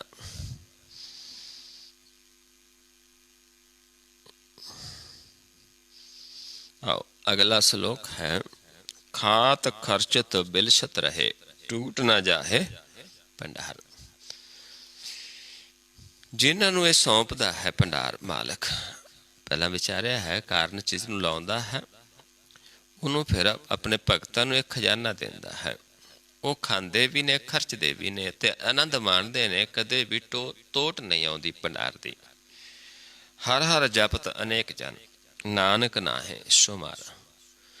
ਵੀ ਉਹ ਕਿੰਨੇ ਜਨਾਂ ਨੂੰ, ਇੱਕ ਜੀਵ ਕਿੰਨੇ ਜੀਵਾਂ ਨੂੰ ਇਹ ਗਿਆਨ ਦਿੰਦਾ ਹੈ। ਭਗਤ ਜਿਹੜੇ ਪ੍ਰਭੂ ਦੇ, ਜਿਹਨੂੰ ਆਪਣੇ ਕਾਰਨ ਵਿੱਚ ਲਾਉਂਦਾ ਹੈ, ਇਸ ਕਰਮ ਦੇ ਵਿੱਚ ਜਿਸਦੀ ਰਸਨਾ ਤੇ ਆਪ ਬੋਲਦਾ ਹੈ, ਗਿਆਨ ਦਿੰਦਾ ਹੈ, ਉਹਨਾਂ ਨੂੰ ਤੋਟ ਨਹੀਂ ਆਉਂਦੀ। ਉਹਨਾਂ ਨੂੰ ਖਜ਼ਾਨਾ ਦਿੰਦਾ। ਕਿੰਨੇ ਜੀਵਾਂ ਨੂੰ ਗਿਆਨ ਦਿੰਦੇ ਨੇ, ਪਰ ਉਹਨਾਂ ਕੋਲ ਤੋਟ ਨਹੀਂ, ਕੋਈ ਸ਼ੁਮਾਰ ਨਹੀਂ ਹੈ ਖਜ਼ਾਨੇ ਦਾ। ਆਓ ਇਸ ਨੂੰ ਪੌੜੀ ਸਮਝਦੇ ਹਾਂ। ਖੱਖਾ ਖੂਨਾ ਕਿਛ ਨਹੀਂ। ਪਹਿਲਾਂ ਕੱਕੇ ਅੱਖਰ ਤੇ ਸੀ, ਇਹ ਖੱਖੇ ਅੱਖਰ ਤੇ ਹੈ। ਇੱਥੇ ਤਰਤੀਬ ਚੱਲੇਗੀ ਅੱਖਰਾਂ ਦੀ। ਹੁਣ ਪਹਿਲਾਂ ਤਰਤੀਬ ਨਹੀਂ ਸੀ, ਹੁਣ ਤਰਤੀਬ ਨਾਲ ਅੱਖਰ ਚੱਲਣਗੇ। ਹੁਣ ਖੱਖੇ ਅੱਖਰ ਤੇ ਹੈ। ਖੱਖਾ ਖੂਨਾ ਕਿਛ ਨਹੀਂ, ਤਿਸ ਸਮਰੰਥ ਕੈ ਪਾਹੇ। ਵੀ ਉਸ ਪ੍ਰਭੂ ਹੈ ਜਿਹੜਾ, ਉਸਦੇ ਕੋਲ ਕਿਸੇ ਚੀਜ਼ ਦੀ ਕਮੀ ਨਹੀਂ। ਇਹ ਨਾਮ ਦੇ ਖਜ਼ਾਨੇ ਦੀ ਉਸਦੇ ਕੋਲ ਕਮੀ ਨਹੀਂ, ਸ਼ਬਦ ਦੇ ਭੰਡਾਰ ਦੀ ਕਮੀ ਨਹੀਂ ਹੈ, ਕਿਉਂਕਿ ਉਹ ਸਮਰੱਥ ਹੈ। ਜੋ ਦੇਣਾ ਸੋ ਦੇ ਰਹਿਓ, ਭਾਵੈ ਤਹਿ ਤਹਿ ਜਾਏ। ਜਿੱਥੇ ਮਰਜੀ ਚਲੇ ਜਾਣ ਉਹਦੇ ਜਾਣ, ਉਹ ਦੇ ਰਿਹਾ ਹੈ। ਉਸਨੇ ਜੋ ਦੇਣਾ ਹੈ ਦੇ ਰਿਹਾ, ਨਾਲ ਚੱਲਦਾ ਹੈ। ਖਜ਼ਾਨਾ ਨਾਲ ਚੱਲਦਾ ਹੈ। ਕੋਈ ਚੱਕਣਾ ਨਹੀਂ ਪੈਂਦਾ, ਕੋਈ ਢੋਲਕੀਆਂ ਛੈਣੇ ਕੁਛ ਵੀ ਲੈ ਕੇ ਨਹੀਂ ਚੱਲਣਾ ਪੈਂਦਾ ਨਾਲ, ਕਿਉਂਕਿ ਉਹ ਖਜ਼ਾਨਾ ਨਾਮ ਦਾ ਪ੍ਰਭੂ ਦਾ ਨਾਲ ਹੀ ਚੱਲਦਾ ਹੈ। ਜਿੱਥੇ ਚਲੇ ਜਾਈਏ ਉੱਥੇ ਨਾਲ ਹੀ ਹੈ, ਦੇ ਰਿਹਾ ਹੈ ਪ੍ਰਭੂ। ਖਰਚ ਖਜ਼ਾਨਾ ਨਾਮ ਤਨ, ਇਹ ਭਗਤਨ ਕੀ ਇਰਾਸ। ਭਗਤਾਂ ਦਾ ਜਿਹੜਾ ਖਜ਼ਾਨਾ ਹੈ ਉਹ ਨਾਮ ਤਨ ਹੈ, ਜਿਹੜਾ ਭਗਤਾਂ ਨੂੰ ਆਪ ਪ੍ਰਭੂ ਨੇ ਖਰਚਣ ਵਾਸਤੇ ਦਿੱਤਾ ਹੈ। ਆਪ ਦਿੰਦਾ ਹੈ। ਖਰਚੋ ਜਿੰਨਾ ਮਰਜੀ, ਤੋਟ ਨਹੀਂ ਆਏਗੀ। ਇਹੀ ਅਸਲੀ ਭਗਤਾਂ ਦਾ ਤਨ ਹੈ, ਇਹ ਰਾਸ਼ੀ ਹੈ। ਖਿਮਾ ਗਰੀਬੀ ਅੰਧ ਸਹਿਜ। ਖਿਮਾ ਕਰ ਦੇਣੀ ਕਿਸੇ ਜੀਵ ਨੂੰ। ਆਪ ਗਰੀਬੀ ਵੇਸ਼ ਦੇ ਵਿੱਚ ਰਹਿਣਾ ਹੈ, ਆਨੰਦ ਵਿੱਚ ਰਹਿਣਾ। ਚੌਥੇ ਪਦ ਦੇ ਵਿੱਚ, ਸਹਿਜ ਦੇ ਵਿੱਚ, ਜਪਤ ਰਹੇ ਗੁਣ ਤਾਸ। ਕਿਉਂਕਿ ਉਸ ਅਵਸਥਾ ਵਿੱਚ ਹੀ ਜੀਵ ਫਿਰ ਉਸ ਪ੍ਰਭੂ ਦੇ ਗੁਣਾਂ ਨੂੰ ਗਾ ਸਕਦਾ ਹੈ। क्षमा कर देना। आप अपने आप ਨੂੰ ਜਨਾਉਣਾ ਨਹੀਂ, ਕੁਛ ਵੀ ਆਪਣੇ ਆਪ ਨੂੰ ਨੀਚੀ ਸਮਝਣਾ ਹੈ। ਸਹਿਜ ਦੇ ਵਿੱਚ ਵਸਣਾ ਹੈ ਤੇ ਫਿਰ ਉਹ ਖਜ਼ਾਨੇ ਨੂੰ ਮੁੱਖੋਂ ਗਿਆਨ ਦੇ ਸਕਦਾ ਹੈ, ਜਪਤ ਸਕਦਾ ਹੈ। ਖੇਲਾ ਬਿਗਸੈ ਆਨੰਦ ਸਿਉ। ਉਹ ਖੇਲਦਾ ਹੈ ਉਸ ਪ੍ਰਭੂ ਦੇ ਵਿੱਚ, ਬਿਗਸਦਾ ਹੈ, ਆਨੰਦ ਮਾਣਦਾ ਹੈ। ਜਾ ਕੋ ਹੋਤ ਕਿਰਪਾਲ। ਜਿਹਨੂੰ ਆਪ ਪ੍ਰਭੂ ਕਿਰਪਾ ਕਰਦਾ ਹੈ, ਜਿਹਨੂੰ ਇੱਕ ਖਜ਼ਾਨਾ ਦਿੰਦਾ ਹੈ, ਉਸ ਦੇ ਵਿੱਚ ਵਸਦਾ ਹੈ, ਉਸ ਦੇ ਆਨੰਦ ਨੂੰ ਮਾਣਦਾ ਹੈ। ਸਦੀਵ ਗਨੀਵ ਸੁਹਾਵਣੇ ਰਾਮ ਨਾਮ ਗ੍ਰਹਿ ਮਾਲ। ਉਹ ਸਦਾ ਹੀ ਸੌਂਦੇ ਨੇ ਉਸ ਪ੍ਰਭੂ ਨੂੰ, ਸਦਾ ਹੀ ਉਸ ਪ੍ਰਭੂ ਦੇ ਦਰ ਤੇ ਗਿਣਤੀ ਹੈ ਉਹਨਾਂ ਦੀ, ਗਿਣੇ ਜਾਂਦੇ ਨੇ। ਉਹ ਸੁਹਾਵਣੇ ਨੇ, ਉਹ ਪ੍ਰਭੂ ਨੂੰ ਪਾਉਂਦੇ ਨੇ ਤੇ ਉਹਨਾਂ ਦੇ ਕੋਲ ਖਜ਼ਾਨਾ ਹੈ ਨਾਮ ਦਾ। ਰਾਮ ਨਾਮ ਗ੍ਰਹਿ ਮਾਲ। ਉਹਨਾਂ ਦੇ ਘਰ ਵਿੱਚ ਮਾਲਕ ਨੇ ਖਜ਼ਾਨਾ ਭਰਿਆ ਹੈ। ਖੇਦ ਨਾ ਦੁੱਖ ਨਾ ਡਾਨ ਤੇ। ਨਾ ਉਹਨਾਂ ਨੂੰ ਕੋਈ ਖੇਦ ਹੈ, ਨਾ ਉਹਨਾਂ ਨੂੰ ਕੋਈ ਦੁੱਖ ਹੈ, ਨਾ ਉਹਨਾਂ ਨੂੰ ਕੋਈ ਡਨ ਲੱਗਦਾ ਹੈ, ਸਜ਼ਾ ਲੱਗਦੀ ਹੈ। ਜਾ ਕੋ ਨਦਰ ਕਰੀ। ਜਿਸ ਨੂੰ ਆਪ ਨਦਰ ਕਰਦਾ ਹੈ, ਜਿਸ ਨੂੰ ਇੱਕ ਖਜ਼ਾਨਾ ਬਖਸ਼ਿਸ਼ ਕਰਦਾ ਹੈ, ਉਹਨਾਂ ਨੂੰ ਕੋਈ ਘਾਟਾ ਨਹੀਂ ਇਸ ਦੇ ਵਿੱਚ, ਕੋਈ ਉਹਨਾਂ ਨੂੰ ਸਜ਼ਾ ਨਹੀਂ ਹੈ। ਇਹ ਨਹੀਂ ਹੈ ਕਿ ਪ੍ਰਭੂ ਉਹਨਾਂ ਤੋਂ, ਜਿਹਨੂੰ ਖਜ਼ਾਨਾ ਆਪਾਂ ਕੱਲ੍ਹ ਪਰਸੋਂ ਵੀ ਵਿਚਾਰ ਰਹੇ ਸੀ, ਵੀ ਜਿਹਨਾਂ ਨੂੰ ਇਹ ਖਜ਼ਾਨਾ ਸੌਂਪ ਦਿੰਦਾ ਮੁੜ ਕੇ ਪੁੱਛਦਾ ਨਹੀਂ ਹੈ। ਜਿੰਨਾ ਮਰਜ਼ੀ ਖਾਓ, ਖਰਚੋ, ਵਧੇਗਾ, ਘਟਦਾ ਨਹੀਂ ਹੈ। ਖਾਵੇ ਖਰਚਾ ਰਲ ਮਿਲ ਪਾਈ, ਤੋਟ ਨਾ ਆਵੇ ਵੱਧ ਹੋ ਜਾਈ। ਨਾਨਕ ਜੋ ਪ੍ਰਭੂ ਭਾਣਿਆ ਪੂਰੀ ਤੇ ਨਾ ਭਰੀ। ਜਿਹੜੇ ਪ੍ਰਭੂ ਨੂੰ ਪਾ ਜਾਂਦੇ ਨੇ, ਜਿਹੜੇ ਉਹਦੇ ਹੁਕਮ ਦੇ ਵਿੱਚ ਚੱਲਦੇ ਨੇ, ਜਿਹੜੇ ਆਪਣੇ ਆਪ ਨੂੰ ਜਲਾਉਂਦੇ ਨਹੀਂ ਹੈ, ਗਰੀਬੀ ਵੇਸ਼ ਦੇ ਵਿੱਚ ਰਹਿੰਦੇ ਨੇ, ਖਿਮਾ ਕਰ ਦਿੰਦੇ ਨੇ। ਇਹ ਗੁਣ ਜਿਨ੍ਹਾਂ ਦੇ ਕੋਲ ਨੇ, ਜਿਹੜੇ ਪ੍ਰਭੂ ਨੂੰ ਪਾ ਜਾਂਦੇ ਨੇ, ਉਹਨਾਂ ਨੂੰ ਫਿਰ ਇਹ ਪੂਰਾ ਖਜ਼ਾਨਾ ਬਖਸ਼ਿਸ਼ ਕਰ ਦਿੰਦਾ ਹੈ। ਉਹਨਾਂ ਨੂੰ ਫਿਰ ਪੁੱਛਦਾ ਨਹੀਂ ਹੈ ਉਹਨਾਂ ਤੋਂ, ਉਹਨਾਂ ਨੂੰ ਕੋਈ ਦੁੱਖ ਨਹੀਂ ਹੈ, ਕੋਈ ਡਰ ਨਹੀਂ ਹੈ, ਕੋਈ ਖੇਦ ਨਹੀਂ ਹੈ, ਜਿਨ੍ਹਾਂ 'ਤੇ ਕਿਰਪਾ ਕਰ ਦਿੰਦਾ ਹੈ। ਸੋ ਆ ਹੁਣ ਆਪਾਂ ਨਾਲ ਨਾਲ ਅਭਿਆਸ ਕਰਦੇ ਹਾਂ, ਤਾਂ ਕਿ ਜਿਹੜਾ ਆਪਣਾ ਅਸਲੀ ਕਰਮ ਹੈ ਉਹ ਹੈ ਧਿਆਉਣਾ। ਇਹ ਵਿਚਾਰਦੇ ਆਪਾਂ ਹਾਂ ਤਾਂ ਕਿ ਸਾਨੂੰ ਇਹ ਵੀ ਸਮਝ ਲੱਗੀ ਜਾਵੇ, ਪਰ ਅਸਲੀ ਸਾਡਾ ਧਿਆਉਣਾ ਹੈ, ਕਿਉਂਕਿ ਪਰਮੇਸ਼ਰ ਧਿਆਨ ਦੇ ਵਿੱਚ ਹੈ। ਕਿਵੇਂ ਧਿਆਉਣਾ ਹੈ? ਆਪਾਂ ਨੇ ਨੇੜੇ ਦੇਖਣਾ ਹੁੰਦਾ ਹੈ। ਨੇੜੇ ਦੇਖੋ ਪਾਰ ਬ੍ਰਹਮ, ਇੱਕ ਨਾਮ ਧਿਆਵੋ, ਹੋ ਸਗਲ ਕੀ ਰੇਣ ਕਾ ਮਨ ਚਿੰਦਿਆ ਪਾਵੋ। ਆਪਣੇ ਮਨ ਨੂੰ ਹੋਰਾਂ ਦੀ ਰੇਣ ਬਣਾ ਲੈਣਾ ਹੈ, ਮਨ ਨੂੰ ਨੀਵਾਂ ਕਰਨਾ ਹੈ। ਮਨ ਸਾਡਾ ਹੰਕਾਰੀ ਹੈ, ਕਿਉਂਕਿ ਨੇਤਰਾਂ ਚੋਂ ਕਿਵੇਂ ਚੱਲਦਾ ਹੈ? ਉੱਤੇ ਚੱਲਦਾ ਹੈ। ਪਰ ਅਸੀਂ ਇਸ ਨੂੰ ਨਿਭਾਉਣਾ ਹੈ, ਨੀਵਾਂ ਕਰਨਾ ਹੈ। ਜਿਹੜਾ ਮਨ ਨੀਵਾਂ ਹੋਏਗਾ ਉਸ ਨੂੰ ਮੱਤ ਪ੍ਰਾਪਤ ਹੋਏਗੀ, ਉੱਚੀ ਮੱਤ।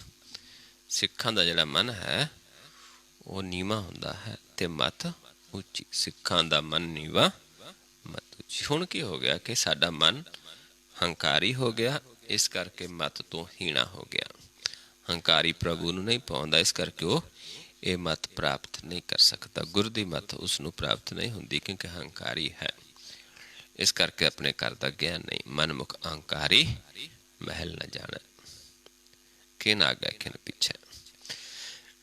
ਆਓ ਕਿਵੇਂ ਆਪਾਂ ਕਰਨਾ ਹੈ? ਦੋਨਾਂ ਨੇਤਰਾਂ ਨੂੰ, ਜਿੱਥੋਂ ਸਾਨੂੰ ਸਵਾਸ ਦਿੰਦਾ ਇਹ ਦਰ ਹੈ ਪ੍ਰਭੂ ਦਾ, ਜਿੱਥੋਂ ਪਾਲ ਰਿਹਾ ਹੈ, ਦੋਨਾਂ ਨੇਤਰਾਂ ਨੂੰ ਇਸ ਪੁਆਇੰਟ 'ਤੇ ਸਮ ਕਰਨਾ ਹੈ, ਦ੍ਰਿਸ਼ਟੀ ਨੂੰ। ਅਤੇ ਆਪਣੇ ਆਪ ਨੂੰ ਥੋੜ੍ਹਾ ਪਰਖਣਾ ਹੈ ਕਿ ਅਸੀਂ ਇੱਕ ਦ੍ਰਿਸ਼ਟ ਹਾਂ ਜਾਂ ਦੋ ਦ੍ਰਿਸ਼ਟ। ਇੱਥੇ ਦੇਖਣ ਦੇ ਨਾਲ ਦ੍ਰਿਸ਼ਟੀ ਇੱਥੇ ਫੋਕਸ ਕਰਾਂਗੇ, ਆਪਾਂ ਦੇਖਾਂਗੇ ਕਿ ਸਾਨੂੰ ਨੱਕ ਦਿਸਦਾ ਜਾਂ ਨਹੀਂ ਦਿਸਦਾ। ਜੇ ਨਹੀਂ ਦਿਸਦਾ ਅਸੀਂ ਇੱਕ ਦ੍ਰਿਸ਼ਟ ਹਾਂ, ਜੇ ਦਿਸਦਾ ਫਿਰ ਦੋ ਦ੍ਰਿਸ਼ਟ ਦੇ ਵਿੱਚ ਹਾਂ। ਫਿਰ ਆਪਾਂ ਇਹ ਦੇਖਣਾ ਵੀ ਕਿਸ ਪਾਸਿਓਂ ਦਿਸਦਾ ਹੈ, ਸੱਜੇ ਦਿਸਦਾ ਹੈ, ਖੱਬੇ ਜਾਂ ਵਿਚਾਲੇ। ਸੱਜੇ ਤਮੋ ਗੁਣ ਹੈ, ਖੱਬੇ ਰਜੋ ਗੁਣ ਅਤੇ ਵਿਚਾਲੇ ਸਤੋ ਗੁਣ ਹੈ। ਆਪਾਂ ਇਹ ਆਪਣੇ ਆਪ ਨੂੰ ਪਰਖ ਸਕਦੇ ਵੀ ਮੈਂ ਤਮੋ ਗੁਣ 'ਤੇ ਵਿਚਰਦਾ ਹਾਂ, ਮੈਂ ਰਜੋ ਗੁਣ 'ਤੇ ਵਿਚਰਦਾ ਹਾਂ ਜਾਂ ਸਤੋ ਗੁਣ 'ਤੇ। ਇੱਦਾਂ ਆਪਾਂ, ਜਾਂ ਮੈਂ ਇੱਕ ਦ੍ਰਿਸ਼ਟ ਹਾਂ। ਇਹਨਾਂ ਆਪਣੇ ਆਪ ਨੂੰ ਪਰਖਣਾ ਹੈ ਪਹਿਲਾਂ, ਇੱਥੇ ਦ੍ਰਿਸ਼ਟੀ ਸਮ ਕਰਕੇ। ਇੱਥੋਂ ਫਿਰ ਮੈਂ ਆਪ ਜੀ ਨੂੰ ਆਵਾਜ਼ ਦੇਵਾਂਗਾ ਕਿ ਧਿਆਨ ਸਾਹਮਣੇ ਲੈ ਕੇ ਆਓ। ਇੱਥੋਂ ਆਪਾਂ ਸਾਹਮਣੇ ਦੇਖਾਂਗੇ, ਸਾਹਮਣੇ ਦੇਖਣਾ ਹੈ। ਇੱਥੋਂ ਮੈਂ ਫਿਰ ਆਵਾਜ਼ ਦੇਵਾਂਗਾ ਆਪ ਜੀ ਨੂੰ ਕਿ ਧਿਆਨ ਮਸਤਕ ਦੇ ਸਾਹਮਣੇ ਲੈ ਜਾਓ, ਪਲਕਾਂ ਉੱਤੇ ਚੁੱਕ ਦੇਣੀਆਂ ਨੇ। ਫਿਰ ਜਦੋਂ ਕਵਾਂਗਾ ਸਾਹਮਣੇ, ਫਿਰ ਦੁਬਾਰਾ ਸਾਹਮਣੇ ਵਾਪਸ। ਫਿਰ ਜਦੋਂ ਕਵਾਂਗਾ ਸਮ ਕਰੋ, ਫਿਰ ਇੱਥੇ ਦ੍ਰਿਸ਼ਟੀ ਨੂੰ ਇੱਥੇ ਫੋਕਸ ਕਰਕੇ ਫਿਰ ਦੇਖਣਾ ਹੈ। ਜੇ ਕੋਈ ਨਵਾਂ ਜੀਵ ਜਿਸ ਨੂੰ ਪਹਿਲਾਂ ਨੱਕ ਦਿਸਦਾ, ਉਸਨੇ ਫਿਰ ਆ ਕੇ ਦੇਖਣਾ ਕਿ ਇੱਕ ਦ੍ਰਿਸ਼ਟ ਹੋ ਗਿਆ, ਨੱਕ ਨਹੀਂ ਦਿਸੇਗਾ। ਉਸਨੂੰ ਆਪਣੇ ਆਪ ਨੂੰ ਪਹਿਚਾਨਣਾ ਹੈ, ਪਤਾ ਚੱਲ ਜਾਏਗਾ ਮੈਂ ਇੱਕ ਦ੍ਰਿਸ਼ਟ ਹੋ ਗਿਆ ਜਾਂ ਨਹੀਂ। ਜੇ ਨੱਕ ਦਿਸਣੋਂ ਹਟ ਗਿਆ ਜਾਂ ਹਲਕਾ ਹਲਕਾ ਇਸ ਪਾਸਿਓਂ ਇੱਕ ਪਰਛਾਵੇਂ ਟੈਪ ਦਿਸੇਗਾ, ਆਪਾਂ ਇੱਕ ਦ੍ਰਿਸ਼ਟ ਹੋ ਜਾਂਦੇ ਹਾਂ। ਫਿਰ ਆਪਾਂ ਧਿਆਨ ਮਾਰਗ ਚੱਲਦਾ ਹੈ ਇੱਕ ਦ੍ਰਿਸ਼ਟ ਹੋ ਕੇ। ਸੋ ਆਓ ਪਹਿਲਾਂ ਨੇਤਰ ਸਮ ਕਰਕੇ ਇੱਥੇ ਦ੍ਰਿਸ਼ਟੀ ਫੋਕਸ ਕਰਕੇ ਆਪਣੇ ਆਪ ਨੂੰ ਦੇਖੋ।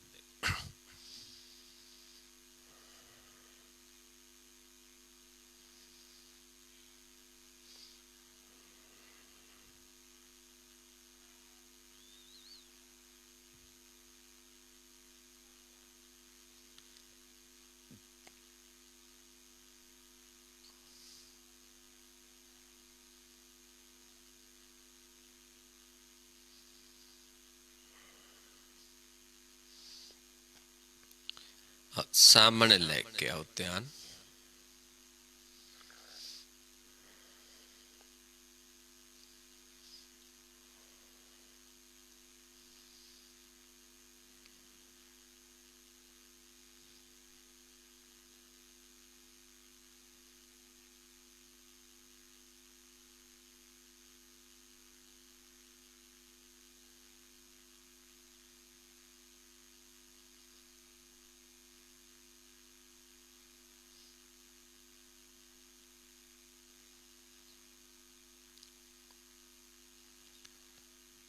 ਮਸਤਕ ਦੇ ਸਾਹਮਣੇ ਲੈ ਜੋ ਪਲਕਾਂ ਉੱਤੇ ਚੁੱਕ ਦੋ।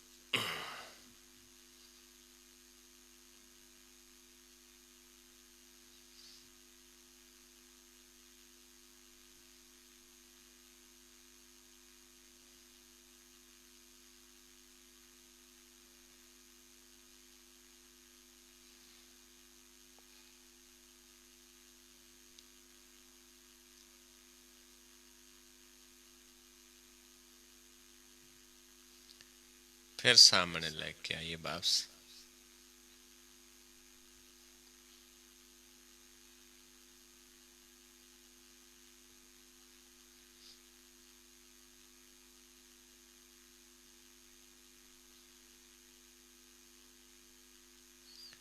फिर सम करके देखो, दृष्टि ਨੂੰ सम करके अपने आप ਨੂੰ देखो। ਜੇ ਕੋਈ ਨਵਾਂ ਜੀਵ ਜਿਸ ਨੂੰ ਪਹਿਲਾਂ ਨੱਕ ਦਿਸਦਾ ਉਹ ਚੈੱਕ ਕਰੋ ਕਿ ਹੁਣ ਦਿਸ ਨੂੰ ਹਟਿਆ। सम करके देखो। ਜੇ ਨਹੀਂ ਨਜ਼ਰ ਆਇਆ ਹੁਣ ਫਿਰ ਉਹ ਇੱਕ ਦ੍ਰਿਸ਼ਟ ਹੋ ਗਿਆ, ਕਿਉਂਕਿ ਇੱਕ ਦ੍ਰਿਸ਼ਟ ਦੇ ਵਿੱਚ ਸਾਨੂੰ ਆਪਣਾ ਨੱਕ ਨਹੀਂ ਦਿਸੇਗਾ।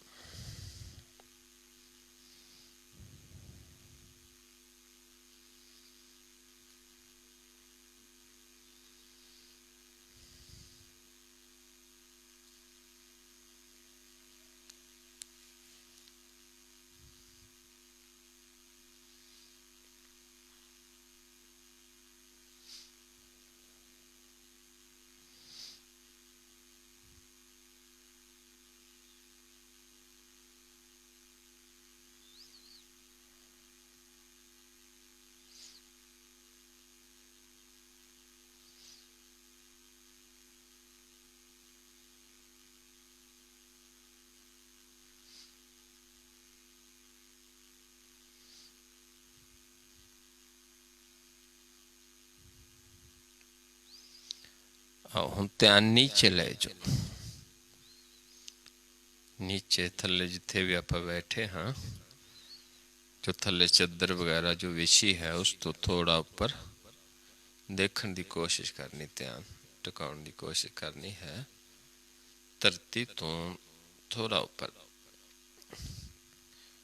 ਖਲਾ ਦੇ ਵਿੱਚ ਜਿੱਥੇ ਸਪੇਸ ਹੈ ਨਿਰਾਕਾਰ ਦੇ ਵਿੱਚ, ਇੱਥੇ ਸਾਨੂੰ ਪ੍ਰਕਾਸ਼ ਅਨੁਭਵ ਹੋਣਾ ਸ਼ੁਰੂ ਹੋਏਗਾ। ਜਿਵੇਂ ਪਾਣੀ ਦੀਆਂ ਲਹਿਰਾਂ, ਜਿਵੇਂ ਸਰੋਵਰ ਦੇ ਵਿੱਚ ਜਲ ਦੀਆਂ ਲਹਿਰਾਂ ਹੁੰਦੀਆਂ ਨੇ, ਇੱਦਾਂ ਹੀ ਇੱਥੇ ਪ੍ਰਕਾਸ਼ ਦੀ ਹਲਚਲ ਅਨੁਭਵ ਹੋਏਗੀ। ਬਿਲਕੁਲ ਜਲ ਦੀ ਨਹੀਂ ਦਿਸੇਗਾ, ਲੇਕਿਨ ਹੈ ਪ੍ਰਕਾਸ਼, ਜਿਸ ਨੂੰ ਨਿਧ ਜਲ ਵੀ ਕਹਿ ਦਿੱਤਾ ਹੈ, ਅੰਮ੍ਰਿਤ ਜਲ ਵੀ ਕਹਿ ਦਿੱਤਾ ਹੈ।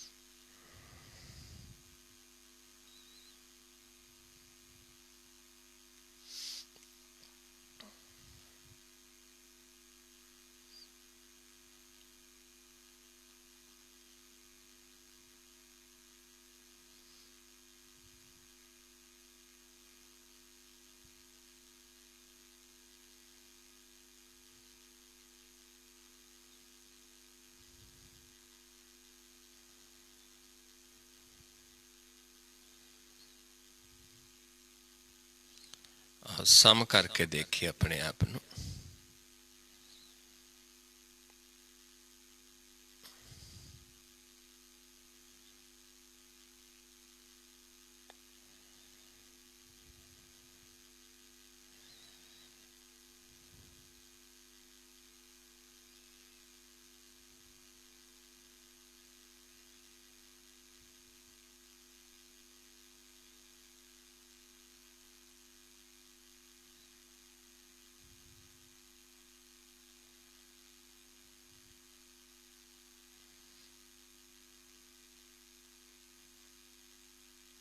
फिर नीचे ले जाओ ध्यान।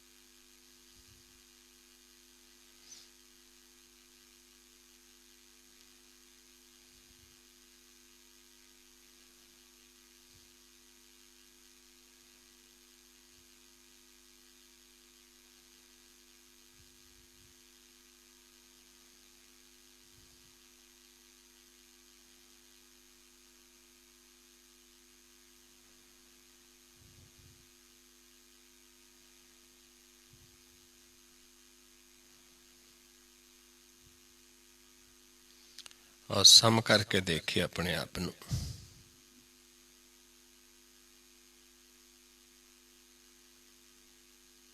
अपने प्रकाश रूप ਨੂੰ देखिए, अपने प्रकाश रूप के दर्शन करो।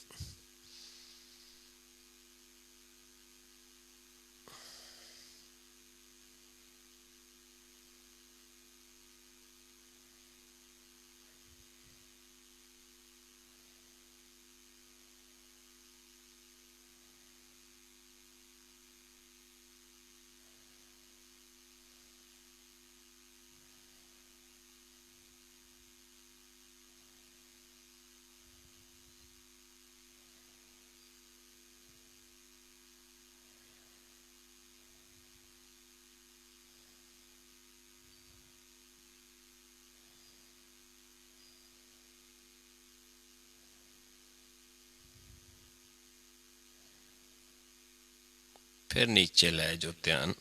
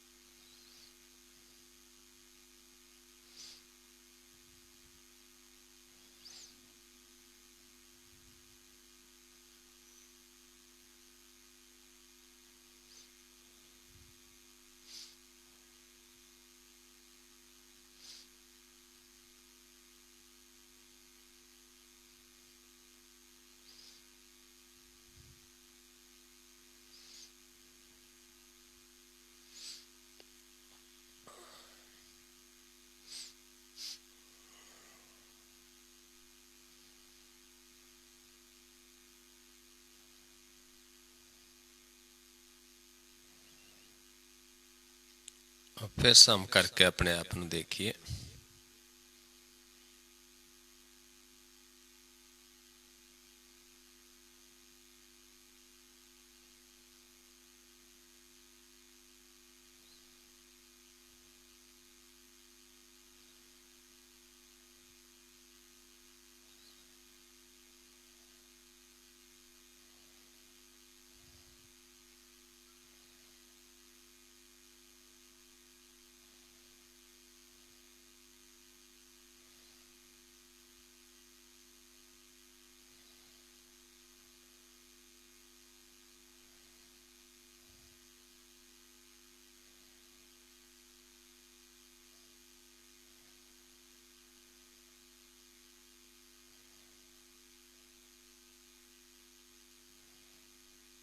नीचे ले जाओ फिर ध्यान।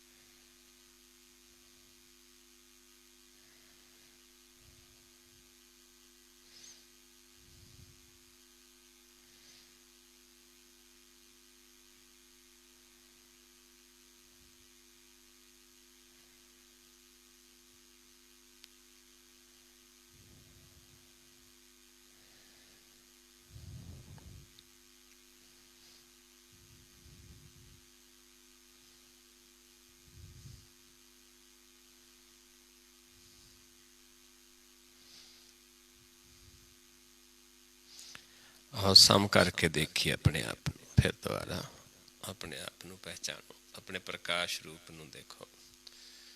ਆਪਣੇ ਆਪ ਨੂੰ ਪਹਿਚਾਨ ਲਿਆ ਤੇ ਮਹਾਰਾਜ ਸਮਝਾਉਂਦੇ ਨੇ ਕਿ ਤੁਸੀਂ ਮੇਰਾ ਹੀ ਰੂਪ ਹੋ।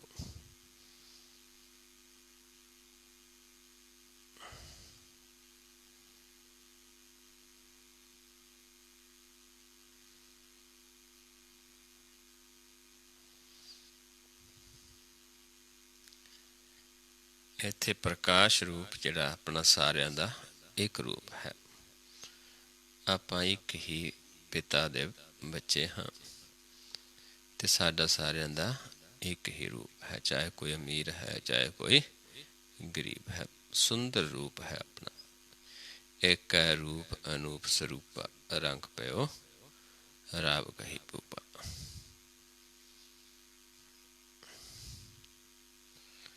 ਵਾਹਿਗੁਰੂ ਜੀ ਕਾ ਖਾਲਸਾ, ਵਾਹਿਗੁਰੂ ਜੀ ਕੀ ਫਤਿਹ। ਸੋ ਗੁਰਮੁਖ ਪਿਆਰਿਓ, ਇਸ ਤਰੀਕੇ ਦੇ ਨਾਲ ਆਪਾਂ ਨਾਲ ਧਿਆਉਣਾ ਹੈ, ਕਿਉਂਕਿ ਜਿਹੜੇ ਧਿਆਉਣਗੇ ਸਮਾ ਜਾਣਗੇ ਨਾਮ ਦੇ ਵਿੱਚ।